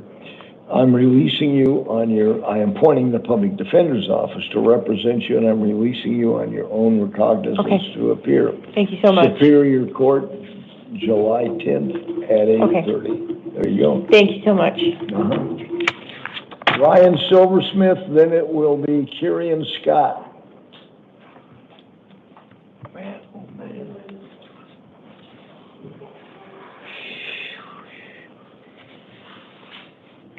Full name, date of birth? Ryan Silversmith, 4886. All right, you were arrested earlier today, charged with possession of dangerous drugs, a class 4 felony, possession of drug paraphernalia, class 6 felony. I appoint the public defender's office to represent you. I'm releasing you on your own recognizance to appear in Superior Court, downtown Phoenix, July 10th at 8:30. Yes, sir. There you go. Thank you. You bet. Kieran Scott, and then it'll be Analyst Mota. Full name, date of birth. Kieran Scott, January 26, 1990. All right, you, sir, were arrested earlier today, charged with possession of a weapon by a prohibited person, a class 4 felony. I appoint the public defender's office to represent you. I'm releasing you on supervised release. That's the request of pretrial services. To appear in Superior Court, downtown Phoenix on July 10th at 8:30. In your paperwork is the phone number for pretrial services. Yes, sir. A few days from now, after you've been out 2 or 3 days, call that number and touch base with them. Can I call them soon as I get released? No, well, it's up to you. I think they're working. Okay. But it just within 2 or 3 days, everybody who's released on supervised release, they expect them to call and touch base with them. All right? I definitely will. Thank you. You bet. Okay, Adelaide Mota, then it'll be, did we? Oh, David Martinez. All right. Full name, date of birth? Adelaide Mota, 5/28/1976. All right, Miss Mota, you were arrested yesterday, charged with possession of dangerous drugs, a class 4 felony. I appoint the public defender's office to represent you. You're being released on supervised release to appear in Superior Court, downtown Phoenix, July 10th at 8:30. You heard what I told the last guy. Call that number for pretrial services that's on the paperwork you have. Within a few days, touch base with them, all right? All right. Thank you. Good luck. All right, where were we here? I seem to recognize the name David Martinez. Is it? All right, Mr. Martinez. Counsel, are you still there? I am, Your Honor. All yes, right, I'm here. Let me go back through the minute entry. Yeah, if you want, Judge, I'll point you to it. It's the very end. It's the bottom of page 5. It says, later, after further review, it is ordered vacating the court's prior order quashing the warrant. All right, let me see. I was not too excited to see that either. Without any explanation why. Correct. All right. So you tell me,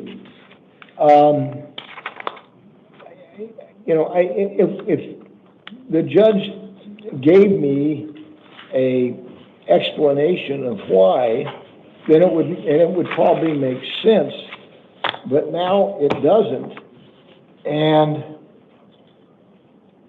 I'm in a quandary because I want to do the right thing. If what I understand is what happened in this case, your client was in custody somewhere when the warrant was issued and the bond amount set of $12,000.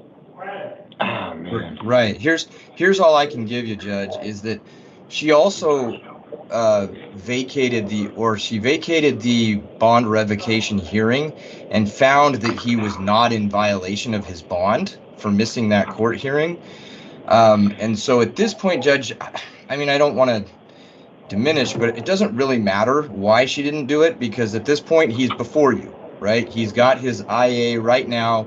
The warrant should be quashed right now because he's making his appearance, and she already told us that the bond is affirmed. She actually said it's affirmed and that it's deemed paid and that he is not in violation of the bond. So I think we just affirm that bond, ask you to quash the warrant, and he's already got his dates set, so I'm not sure if you're going to set new dates. But he's still being held, but he's still being held on something else. No. Correct? So if I release him, he will be released from custody and not be transferred to the custody of some other entity, correct? I believe legally that is correct, but unfortunately I've seen things work differently recently. Well, I'll tell you what I'm going to do. I will go ahead and based upon the explanations that have been made,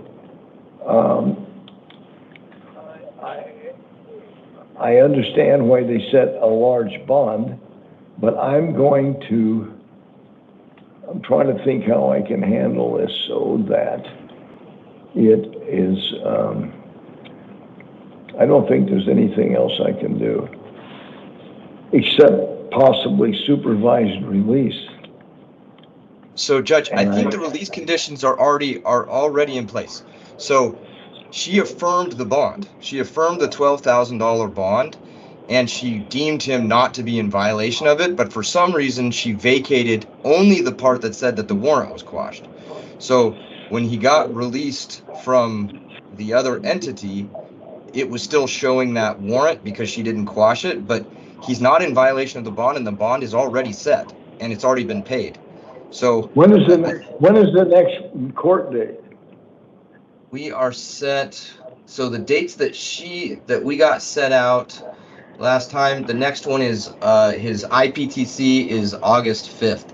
He had one on July 8th as a bond hearing, and she vacated that because she said he's not in violation of his bond, and she affirmed the bond. Whoops. Well, this is the one that I previously issued. And it's a little confusing because you're saying, I think, a $12,000 bond. She said it was a $10,000 bond. Yes, and I just was handed a $10,000. I said a $12,000 bond. That's what I thought that I saw in the grand jury arrest warrant. Let me go back and look at that. And it is getting a little bit confusing because he did have two bonds. One was $10,000, one was $12,000. They've both been posted. Well, okay. Yeah, this was $12,000. The warrant that was issued, the bench warrant for failure to appear, that was issued on May 20th by the same judge, Ashley Ramon, was for $12,000. All right. Well, I'm probably, I don't know what else to tell you. There's some way that in the interim, within a few days, I'm trying to think of something that would be in place to assure the county attorney's office and the judge who has responsibility for this case as to what we did tonight. And also, grand jury arrest warrants, that's another thing. If they're $10,000 or more, we do not modify them here in initial appearance court. And when Right, is this issue? I don't know where she got that $10,000 number, to be honest with you, Judge. So I would, obviously, it's your discretion. I think the appropriate thing to do would be to affirm the bond previously set, maybe just leave it to those prior orders, quash the warrant, and affirm his dates. Because obviously there can't be a warrant in place because he has now appeared. And the release conditions are already in place. And they're already satisfied. All right. Well, okay, let the record reflect that based upon the circumstances that exist at this time, I'm going to release I'm going to release him on supervised release. He has to call pretrial services and talk to them within 72 hours of his release, all right? I'm going to release him on supervised release. That means he doesn't have to post a bond and must contact them. If he hasn't contacted them within 72 hours of his release, I wish there was a county attorney here. I would tell the county attorney's office that I would order pretrial services to notify the county attorney's office that there's been no communication as I ordered, and but I don't think that anything I can do much more tonight, given what I have in mind. All right. So he's released on supervised release. His next, I got to give him a next court date, I guess. And I have court date. Next court date would be July 2nd. Okay. Let me do this. Let's keep that date that was set on our. You know, even if I released him, it would be July 2nd. I mean, even if the order was OR or supervised release, I think it would be July 2nd. Maybe it'd have been out a little further. So let me do this. I'm going to amend the order to him being released on supervised release. He must contact pretrial services within 72 hours and touch base with them. And let's keep that date in place, July 2nd. And it is, I'll tell you where it is. It is, where is it? It will be, where am I? It'll be, let me see. I thought I had it out here. Yeah, the type of hearing is an arraignment hearing undesignated. That's what the order will have on it. And supervised release. And I will put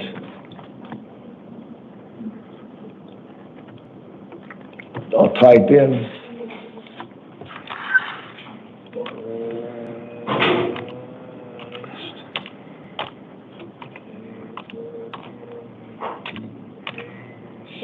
give the card to the one. What is it called? Pretrial services or what? What is the name for it?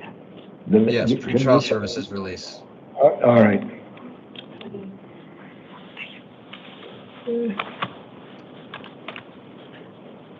And if you can set it, is it in front of Judge Rahman again? I don't know. What'd you say? All right, so then she'll know because she's the one who set all this into motion, so we'll be able to straighten everything out there. Because it's a little confusing because we already had his arraignment yesterday, so. Well, it can be all, you have, what, 5, 6, 8 days to. Yeah, we'll figure it out. Contact services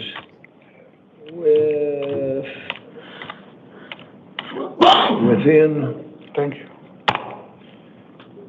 72.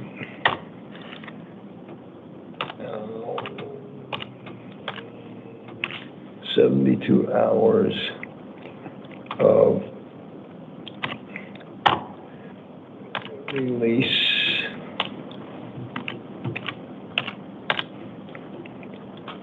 Well, hold on. Okay, here. Release. Hold on, I screwed up something. Hours. All right.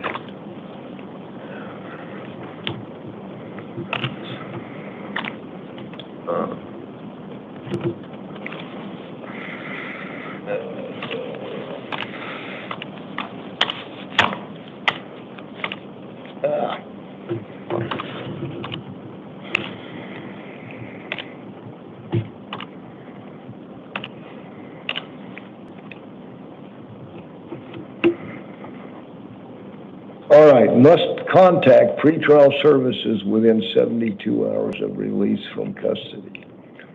All right, let me hit the button here. What about the nature of the charges that he has? Let me go back. He's Is been there an advised. order for? Yeah, he's Go been ahead. advised. We would waive a reading, and we've advised him of that, the nature of the charges. Well, no, but I mean, isn't there an order of protection in place? I don't know about that. Let me add it again. Okay, I'm gonna put, click no contact with alleged, not returning to the scene of the alleged crime, no contact with alleged victim or witnesses. And if an order of protection is issued and he's served with a copy, he must comply with its terms. Sure. All right. Let me get out of here. Okay, is everything okay? It looks like everything's safe. What? It looks like everything's Okay, I signed, well, because sometimes I get in here and I fail to sign or something. All right, it's been issued, good luck, and hope everything works out for everybody. Thank you. David, reach out to Patrizio and then get in contact with me, okay? Okay. Thank you, Your Honor. Thank All you. right, good luck. Thank you both. Thank you. All right, the only thing we have left is a house call for Tyler Hancock, correct? No, that got it. Where is Tyler? Almighty, He was turned into a house call for being disruptive in the gallery. He what? He was turned into a house call for being disruptive in the gallery. Okay, so we gotta go see him Yeah, he was taken. in his cell? Yeah. Well, let me see what I have here. God almighty, I want to make sure that everything is. So I have a $500 secured appearance bond. And I can, don't run off because I'm trying. Where am I? Okay. And I think that's the amount of the bond that was issued. Let me go back and look at this thing. God damn it.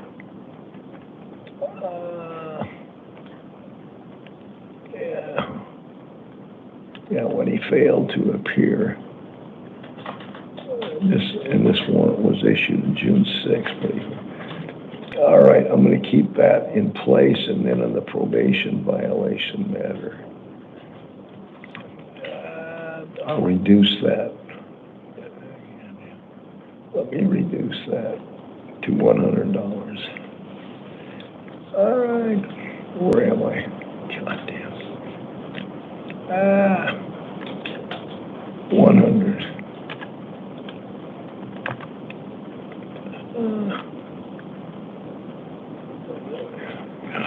All right. Now, the only person we have to see is Hancock. Then I can go find it. Are we off the record? No, we're not on the record, but they haven't put it on the record. What's that? You haven't put Hancock's case card on the record. Oh, okay, I haven't put Hancock on the record. All right, we reduced the probation violation request hold to $100, and I've affirmed the amount of the bond that was set by the judge of $500 when he failed to appear at a court appearance. I think it was June 6th of this year. All right, is that it? That's it. Do you need to go out with you?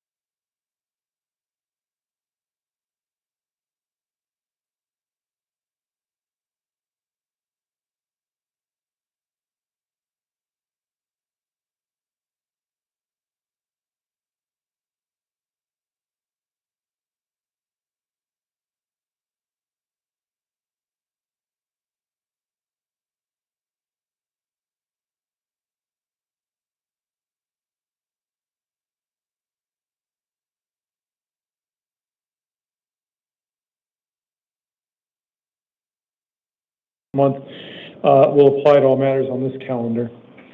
We're going to call 2 cases at a time. The first person will come and stand at the podium. The second person will sit in the chair by the door. The first person we're going to see this evening is Renard White. He'll be followed by Jose Lopez. Do we have Mr. White?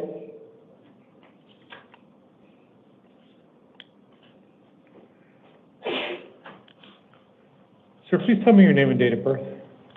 Bernard White, 11/25/1985. All right, sir, you're here on 2 cases. The first, number 3 on the calendar, is a traffic matter.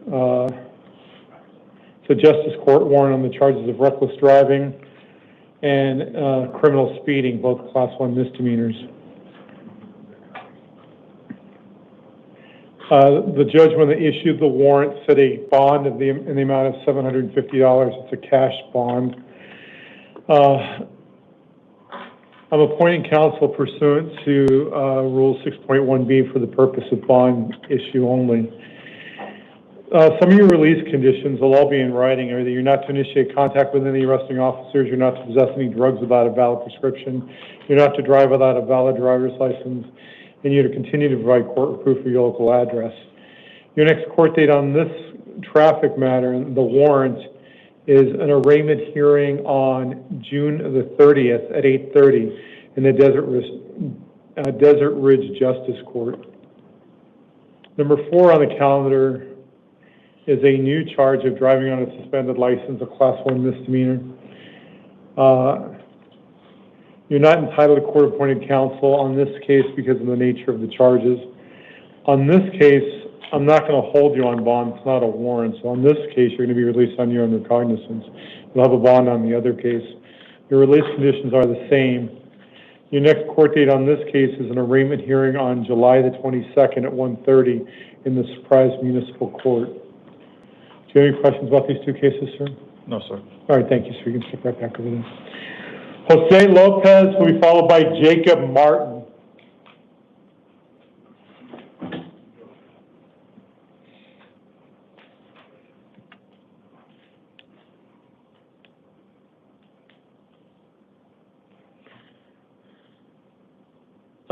Sir, please tell me your name Jose Lopez, and your date of birth, sir.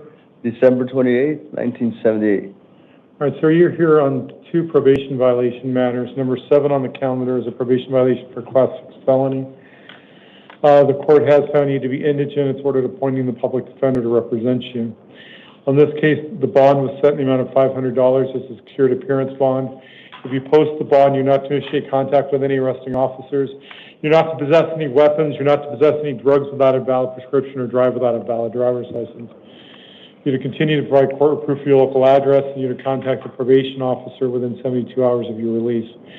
Your next court date on this case is a probation revocation arraignment hearing, possible disposition hearing, on July the 1st at 8:30 in the downtown Superior Court. Number 8 on the calendar is another probation violation matter. This is for a Class 5 felony. Bond in this case is also set in the amount of $500. The release conditions are exactly the same as is your court date of July 1st at 8:30. Do you have any questions, sir? No, sir. All right, thank you, sir. You can step back over there. Mr. Jacob Martin will be followed by Patrick Yarborough.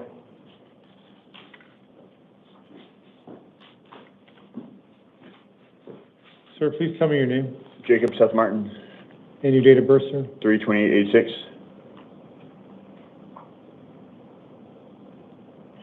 All right, sir, you're here on a Superior Court bench warrant on the charge of possessing drug paraphernalia, Class 6 felony.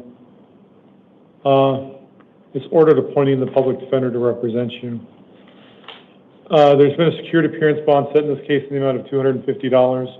If you post the bond, you're not to initiate contact with any arresting officers. You're not to possess any weapons. You're not to possess any drugs without a valid prescription or drive without a valid driver's license. You're to continue to provide court proof of your local address, and you to contact your probation officer within 72 hours of your release. Your next court date will be a probation revocation arraignment, possible disposition hearing on July the 1st at 8:30 in the downtown Superior Court. Do you have any questions, sir? No, Your Honor. Thank you, sir. Mr. Yarborough will be followed by Caprice Sticks.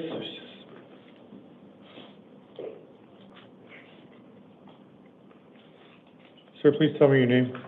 Patrick Yarborough, And your date of birth. 1/24, and I said, I had a stroke, so. All right, according to my records, it's January 13th of 1979. Does that sound right? Yes. All right.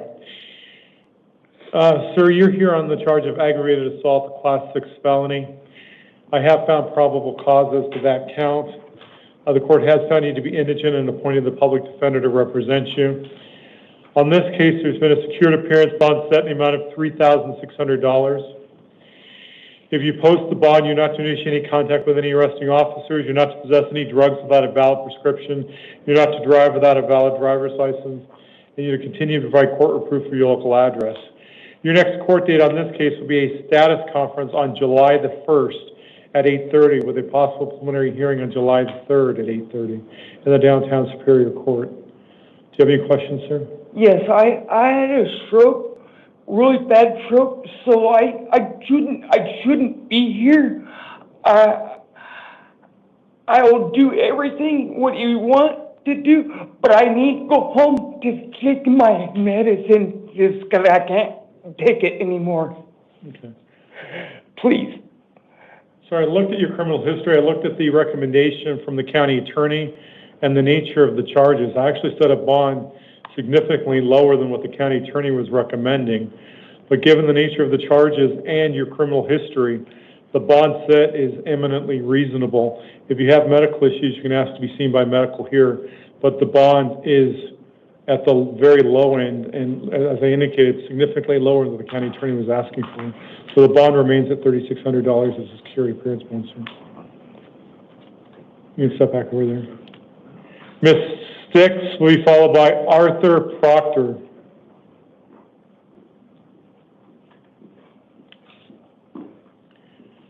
Ma'am, please tell me your name Caprice Sticks, and your date of birth. 11/16/05. All right, thank you, ma'am. Jim, you're here on two cases. Looks like they're both probation violation matters. Number 11 is a probation violation for Class 6 felony. The court has found you to be indigent. It's ordered appointing the public defender to represent you. On this case, there's been a secured appearance bond set in the amount of $200. If you post the bond, you're not to initiate contact with any arresting officers. You're not to possess any weapons. You're not to possess any drugs without a valid prescription or drive without a valid driver's license. You're to continue to provide court proof for your local address. And you're to contact your probation officer within 72 hours of your release. Your next court date will be a probation revocation arraignment possible disposition hearing on July the 1st at 8:30 in the Downtown Superior Court. Number 12 is another probation violation matter. Once again, the public defender is appointed. The bond in this case is also $200. The release conditions are exactly the same as is your court date of July the 1st at 8:30. Do you have any questions, ma'am? All right, thank you, ma'am. Mr. Proctor will be followed by Rodney Lacey.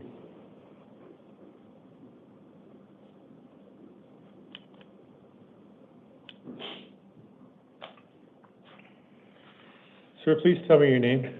Arthur Proctor, And your date of birth, sir? 2667. Thank you, sir. So you're here on a grand jury warrant. The charges against you are one count of possessing a weapon by a prohibited possessor, class 4 felony, 2 misdemeanor counts of driving under the influence of intoxicating liquor or drugs, and 1 count of leaving the scene of a damage accident. The grand jury, when they indicted you, set a cash bond of $10,000. I'm affirming that. Also, if you post the bond, you'll also be subject to pretrial services, including electronic monitoring, to be installed before your release. If you are released, you're not to initiate any contact with any arresting officers, you're not to possess any weapons, you're not to possess any drugs without a valid prescription or drive without a valid driver's license. You're to continue to provide court proof of your local address. Your next court date will be a not guilty arraignment on July the 2nd at 8:30 in the Downtown Superior Court. Do you have any questions, sir? No. Thank you, sir. Mr. Lacey will be followed by James Warford.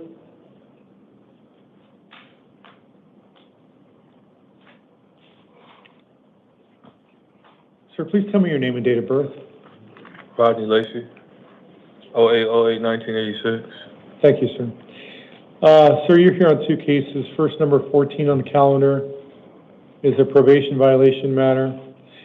The court has found you to be indigent. It's ordered appointing the public defender to represent you. On this case, there's been a secured appearance bond set in the amount of $200. If you post the bond, you're not to initiate any contact with any arresting officers. You're not to possess any weapons. No drugs without a valid prescription. No driving without a valid driver's license. You must continue to provide court proof of your local address, and you must contact your probation officer within 72 hours of your release. Number 15 on the calendar is another probation violation matter. Once again, the public defender is appointed. This case also has a $200 secured appearance bond. The release conditions are exactly the same as is your court date of July the 1st at 8:30. Do you have any questions, sir? No, sir. All right, thank you, sir. You can step back over there. Mr. Warford will be followed by Sean Glenn.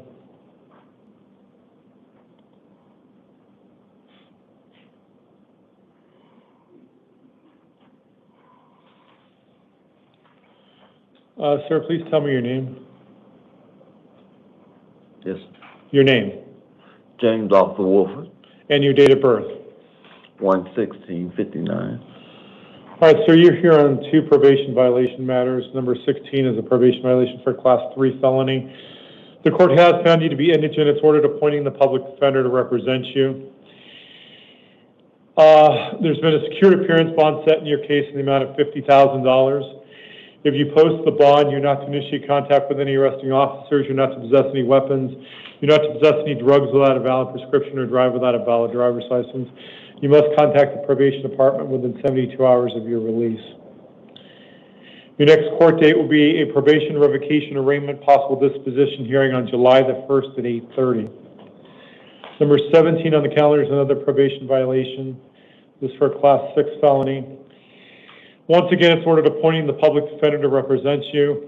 On this case, there's a secured appearance bond in the amount of $10,000. The release conditions are exactly the same as is your court date of July the 1st at 8:30. Do you have any questions, sir? No, sir. All right, thank you, sir. You can step back over there. Sean Glenn will be followed by William Johnson.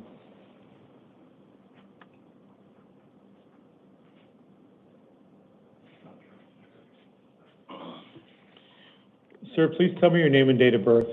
Sean Ellis Glenn, born March 17th, 2004.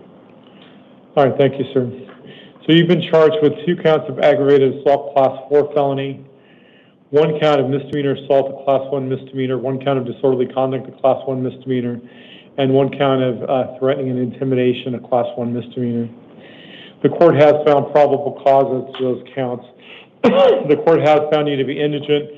It's ordered appointing the public defender to represent you. On this case, there's been a secured appearance bond set in the amount of $10,000. If you post the bond, you're not to initiate any contact whatsoever with the alleged victim. You're not to initiate any contact with any arresting officers. You're not to possess any drugs without a valid prescription or drive without a valid driver's license. You're to continue to provide court proof of your local address. Your next court date on this case will be a status conference on July the 1st at 8:30, with a possible preliminary hearing on July the 3rd at 8:30 in the Downtown Superior Court. Do you have any questions, sir? Why is the bond set at 10? Because of the nature of the charges, and the county attorney was recommending a higher bond than that, which I thought was too high, but $10,000, given the nature of the charges, is within the range. Am I able to do counter cases or counterclaims towards the prosecutors? What? I don't understand. Can I put a counter case on the victim or victims? You can file any complaint you want, but that doesn't mean the county attorney would charge that or the police would arrest. But they'll look into it? Sure. Okay. All right, step right over there, sir.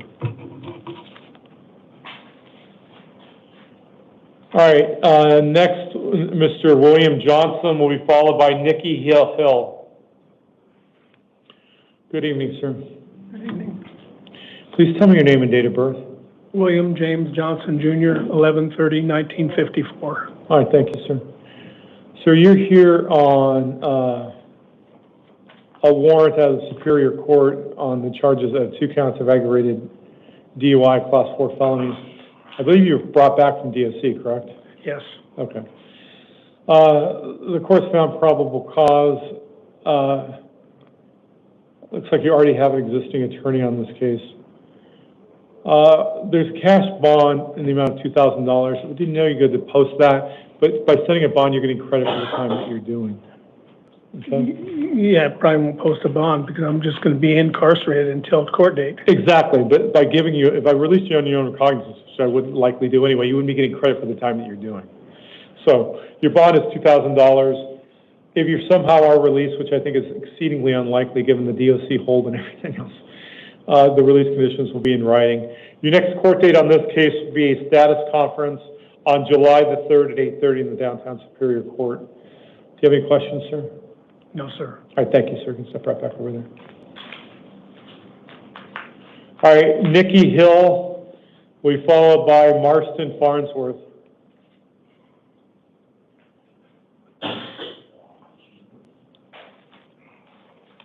Your name, please? Nikki Hill. And your date of birth? August 12th, 1989. All right. You're charged with aggravated assault, Class 5 felony, 1 count of criminal damage, a Class 1 misdemeanor, 1 count of resisting arrest with passive resistance, a Class 1 misdemeanor. The court's found probable cause as to those counts. It's ordered finding you to be indigent and appointing the public defender at this point to represent you. On this case, there's been a secured appearance bond set in the amount of $5,000. If you post the bond, you're not to return this to any alleged crime. You have no contact with the alleged victim. You're not to initiate any contact with the arresting officers. No drugs without a valid prescription. No driving without a valid driver's license. You're to continue to provide court proof of your local address. You may not reside at the same location as the alleged victim, even if you're the renter or owner of the residence. If you have a common residence with any victim, 1 civil standby will be allowed with law enforcement to retrieve any essential belongings. Your next court date on this case will be a status conference on July the 1st with a possible preliminary hearing on July the 3rd. Do you have any questions, sir? No. All right, thank you, sir. Marston Farns will be followed by Jimmy DePue.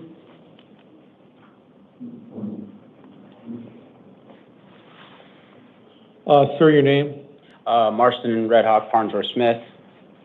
And your date of birth, sir? 11/20/01. All right, sir, you're here on 2 cases. Looks like probation violation. Were you also brought back from DOC? Yeah. Well, that's what I thought, but, the first case, number 23 on the calendar, it's a probation violation matter. The court has found you to be indigent. It's ordered appointing the public defender. On this case, there's been a cash bond set in the amount of $5,000. If you post the bond, no initiating contact with the arresting officers, no weapons, no drugs without a valid prescription, no driving without a valid driver's license. You need to contact your probation officer within 72 hours of your release, but like I said, you're not going to get released because of the DOC hold anyway. Your next court date is July the 1st. Number 24 on the calendar is another probation violation matter. Bond on that case is $5,000. The release conditions otherwise are the same as is your court date of July the 1st, and also appointing the public defender. Do you have any questions about these 2 cases? Yeah, so I'm going to be held here? Yes. Until your probation cases are resolved, then you'll be returned to DOC. Okay. All right, thank you, sir. One more question. Sure. So, does this time, give me back time too on the DOC, or when I go back? You're still receiving credit for the time you're doing in DOC. Okay. And you're also receiving credit on your probation violation matters. All right, thank you. You're welcome, sir. Mr. Depew, we followed by Heather, Meddinghoff. Sir, your name? Jim Depew, And your date of birth. February 20th, 1967. All right, sir, you're charged with 1 count of unlawful flight from a law enforcement vehicle, a class 5 felony, 1 count of reckless driving, a class 2 misdemeanor. At this point, I have found you to be indigent and ordered appointing you the public defender to represent you. Sir, on this case, because you were on deferred prosecution for another case, that's considered to be on release. So at that point, you're not entitled to be released. On this case, you're going to be held without bond.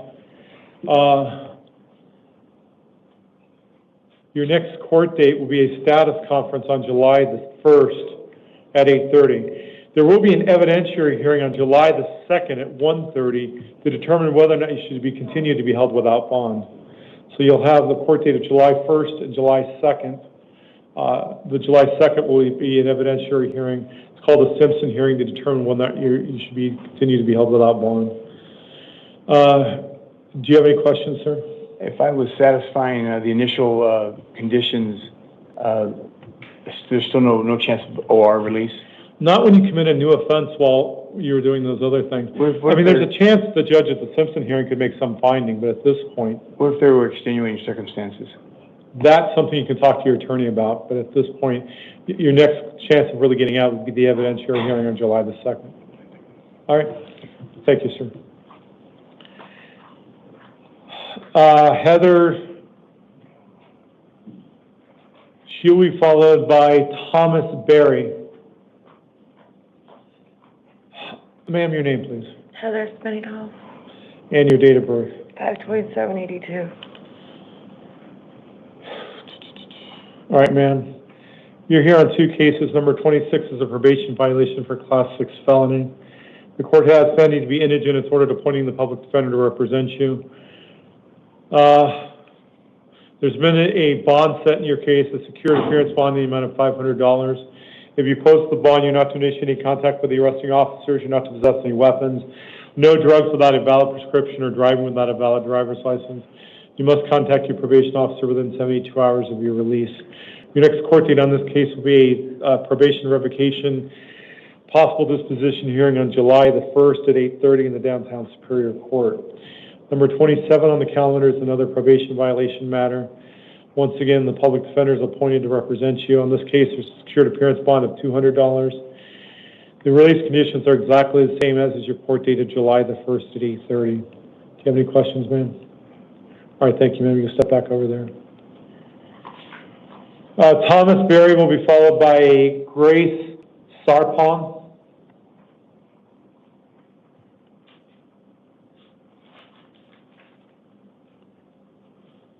Sir, please tell me your name.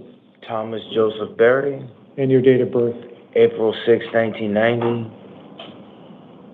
All right, sir, you're charged with 1 count of burglary in the 3rd degree, a class 4 felony. The court has found probable cause. The court has found you to be indigent. It's ordered appointing the public defender to represent you.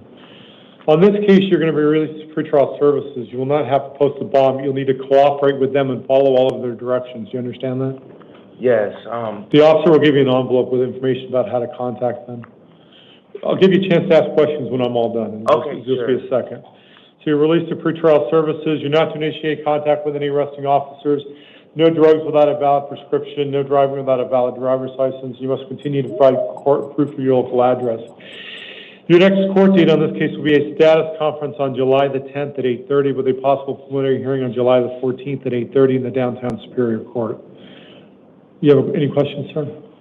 Yeah, it's not about this case, it's about another case. So I was picked up on a misdemeanor warrant, and they issued me $250 bond.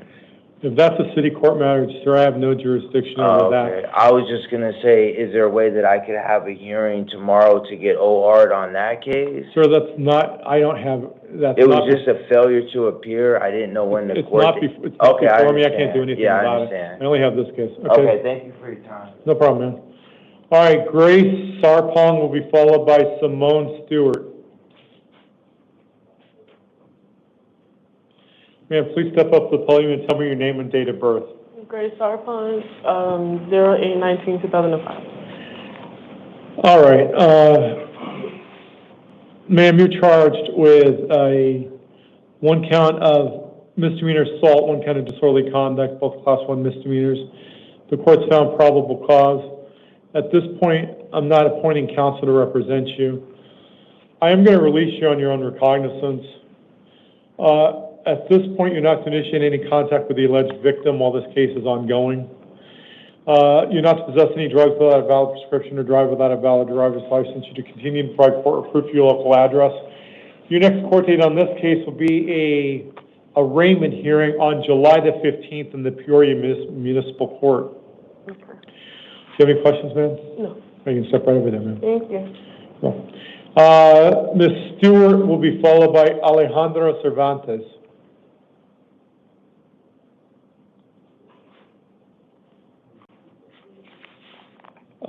Your name Simone Stewart, and your date of birth.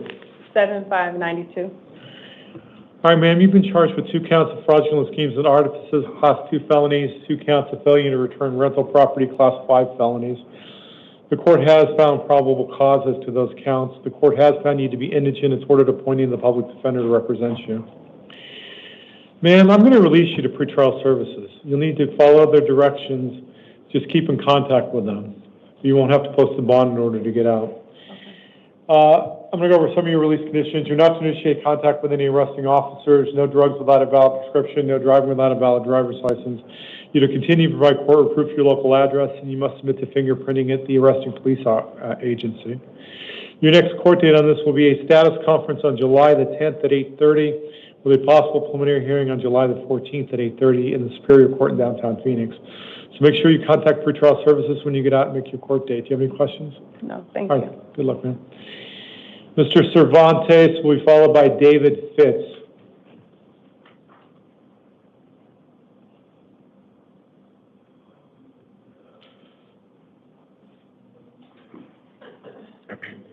Sir, please tell me your name Alejandro Cervantes, and your date of birth. 09/10/2000. All right, sir, you're charged with 1 count of reckless driving, class 2 misdemeanor. The court's found probable cause. Based upon the nature of the charges, you're not entitled to counsel. So I'm going to release you on your own recognizance. You can't be driving like this. Do you understand that? All right, but you're released on your own recognizance. You're not to initiate any contact with any arresting officers, no drugs without a valid prescription, no driving without a valid driver's license. You must continue to provide court proof of your local address. Your next court date will be an arraignment hearing in the County Meadows Justice Court on July the 10th at 8:30. You have any questions? No, sir. All right, step right over there, man. Mr. Fitz.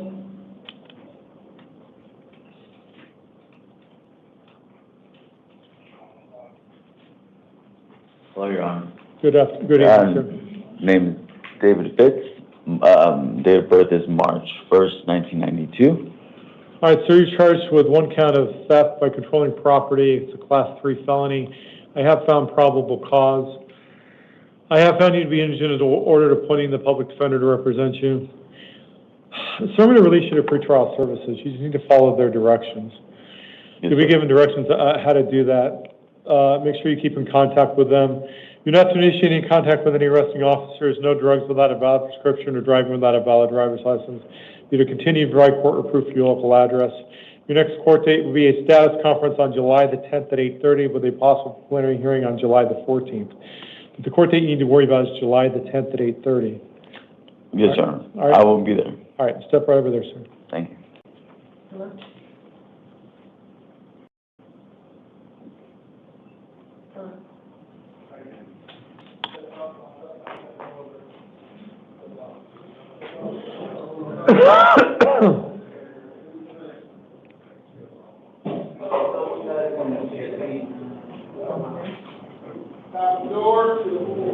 Hey, stay in line, stay in line. No, stay in line.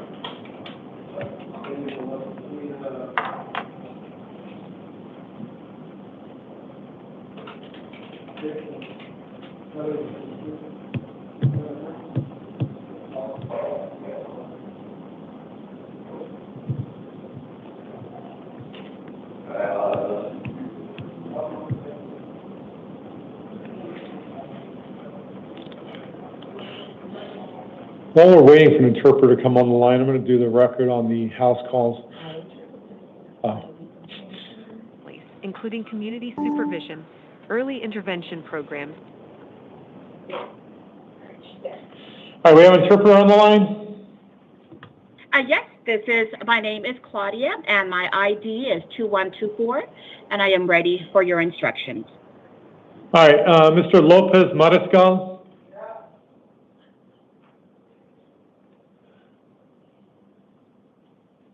All right, madam, you can start interpreting now. Okay, thank you. I'm just going to very briefly introduce myself. Señor Mariscal, buenas noches. Yo seré su intérprete. Interpretaré todo lo que se diga y lo mantendré confidencial. Un momento, por favor. All right, sir, go ahead. Interpreter is ready to begin. Please tell me your name. Dígame su nombre, por favor. Okay, Leonidas López Mariscal. It's Leonidas López Mariscal. Leonidas López Mariscal. It's Leonidas López Mariscal. Sí. Sí. And is your date of birth January 8th of 2001? 8 de enero del 2001. Sí, su fecha de nacimiento es el día 8 de enero del 2001. Sí. Yes. You're here on a probation violation warrant for a class 4 felony. Bueno, señor, entonces usted se encuentra aquí, ¿verdad? Por lo que es la violación de lo que es libertad condicional, ¿verdad? De lo que es una clase 4 felonía. Sí. I have appointed the public defender to represent you. Bueno, entonces ya asigné lo que es un defensor público para que lo pueda representar. Okay. There's been a bond set in the amount of $5,000. Entonces existe una fianza, señor, de $5,000. If you post the bond, you're not to possess any weapons. Ahora, si es que usted puede pagar la fianza, señor, usted no debe de tener ningún tipo de armas en su persona. You're not to possess any drugs without a valid prescription. También usted no debe de tener en su persona ningún tipo de drogas, ¿verdad? Que no tengan receta. And you're to contact your probation officer within 72 hours. Y también usted debe de ponerse en contacto con su oficial de condición, de lo que es libertad condicional, dentro de 72 horas. Your next court date will be a revocation arraignment hearing on July the 1st at 8:30. Bueno, entonces la próxima audiencia que usted tendrá, señor, será una cita de revocación el día 1 de julio a las 8:30 de la mañana. 8 de julio. You said July 8th? July the 1st at 8:30. Es el día 1 de julio a las Okay. 8:30. Okay, ¿puedo hablar o va a seguir hablando? If you have, Okay, I'm sorry, I understand Spanish, so I understood what he said, but go ahead and interpret it. Oh, I'm sorry, sir. Yes, may I speak, or are you going to continue, or are you still speaking? No, you can ask any question you'd like, sir. Está bien, señor. Usted puede preguntar cualquier pregunta que usted guste. Ok, es que como agarré un caso y ahorita ya estoy en prisión, yo voy a hacer 6 años, quería saber si pueden correr el mismo tiempo con el tiempo que estoy haciendo ahorita, que corra parejo. Entiendo. So I do currently have a case, and I'm going to do 6 years in prison. Am I able to do this time concurrently with what the time that I'm going to be doing in prison? That will be up to the judge, and that's something you can ask your attorney at your next court date, but it is possible. Eso es posible, señor, pero tendría usted que preguntarle eso al juez en la próxima cita que usted tenga, y también esto es algo que usted puede consultar con su abogado. Okay. All right. Thank you, sir. Gracias, señor. Thank you very much for interpreting for us, madam. You're welcome, sir. If nothing further, interpreter will disconnect, and I do want to thank you for calling Lionbridge for your language needs. Bye-bye, sir. Goodbye. All right, now we'll make a record. Number 30 on the calendar, the court's inclination is a bond of $250. On number 25, Mr. Ariaga Stevens, the court's inclination is a cash-only bond in the amount of $7,500. Mr. Serna, number 28, the court's inclination is OR. On number 32, also OR. If the court doesn't follow its inclinations on any of the 3 cases, the court will come back on the record and make a record. All right, before we do that, I need to do a couple of DUI warrants.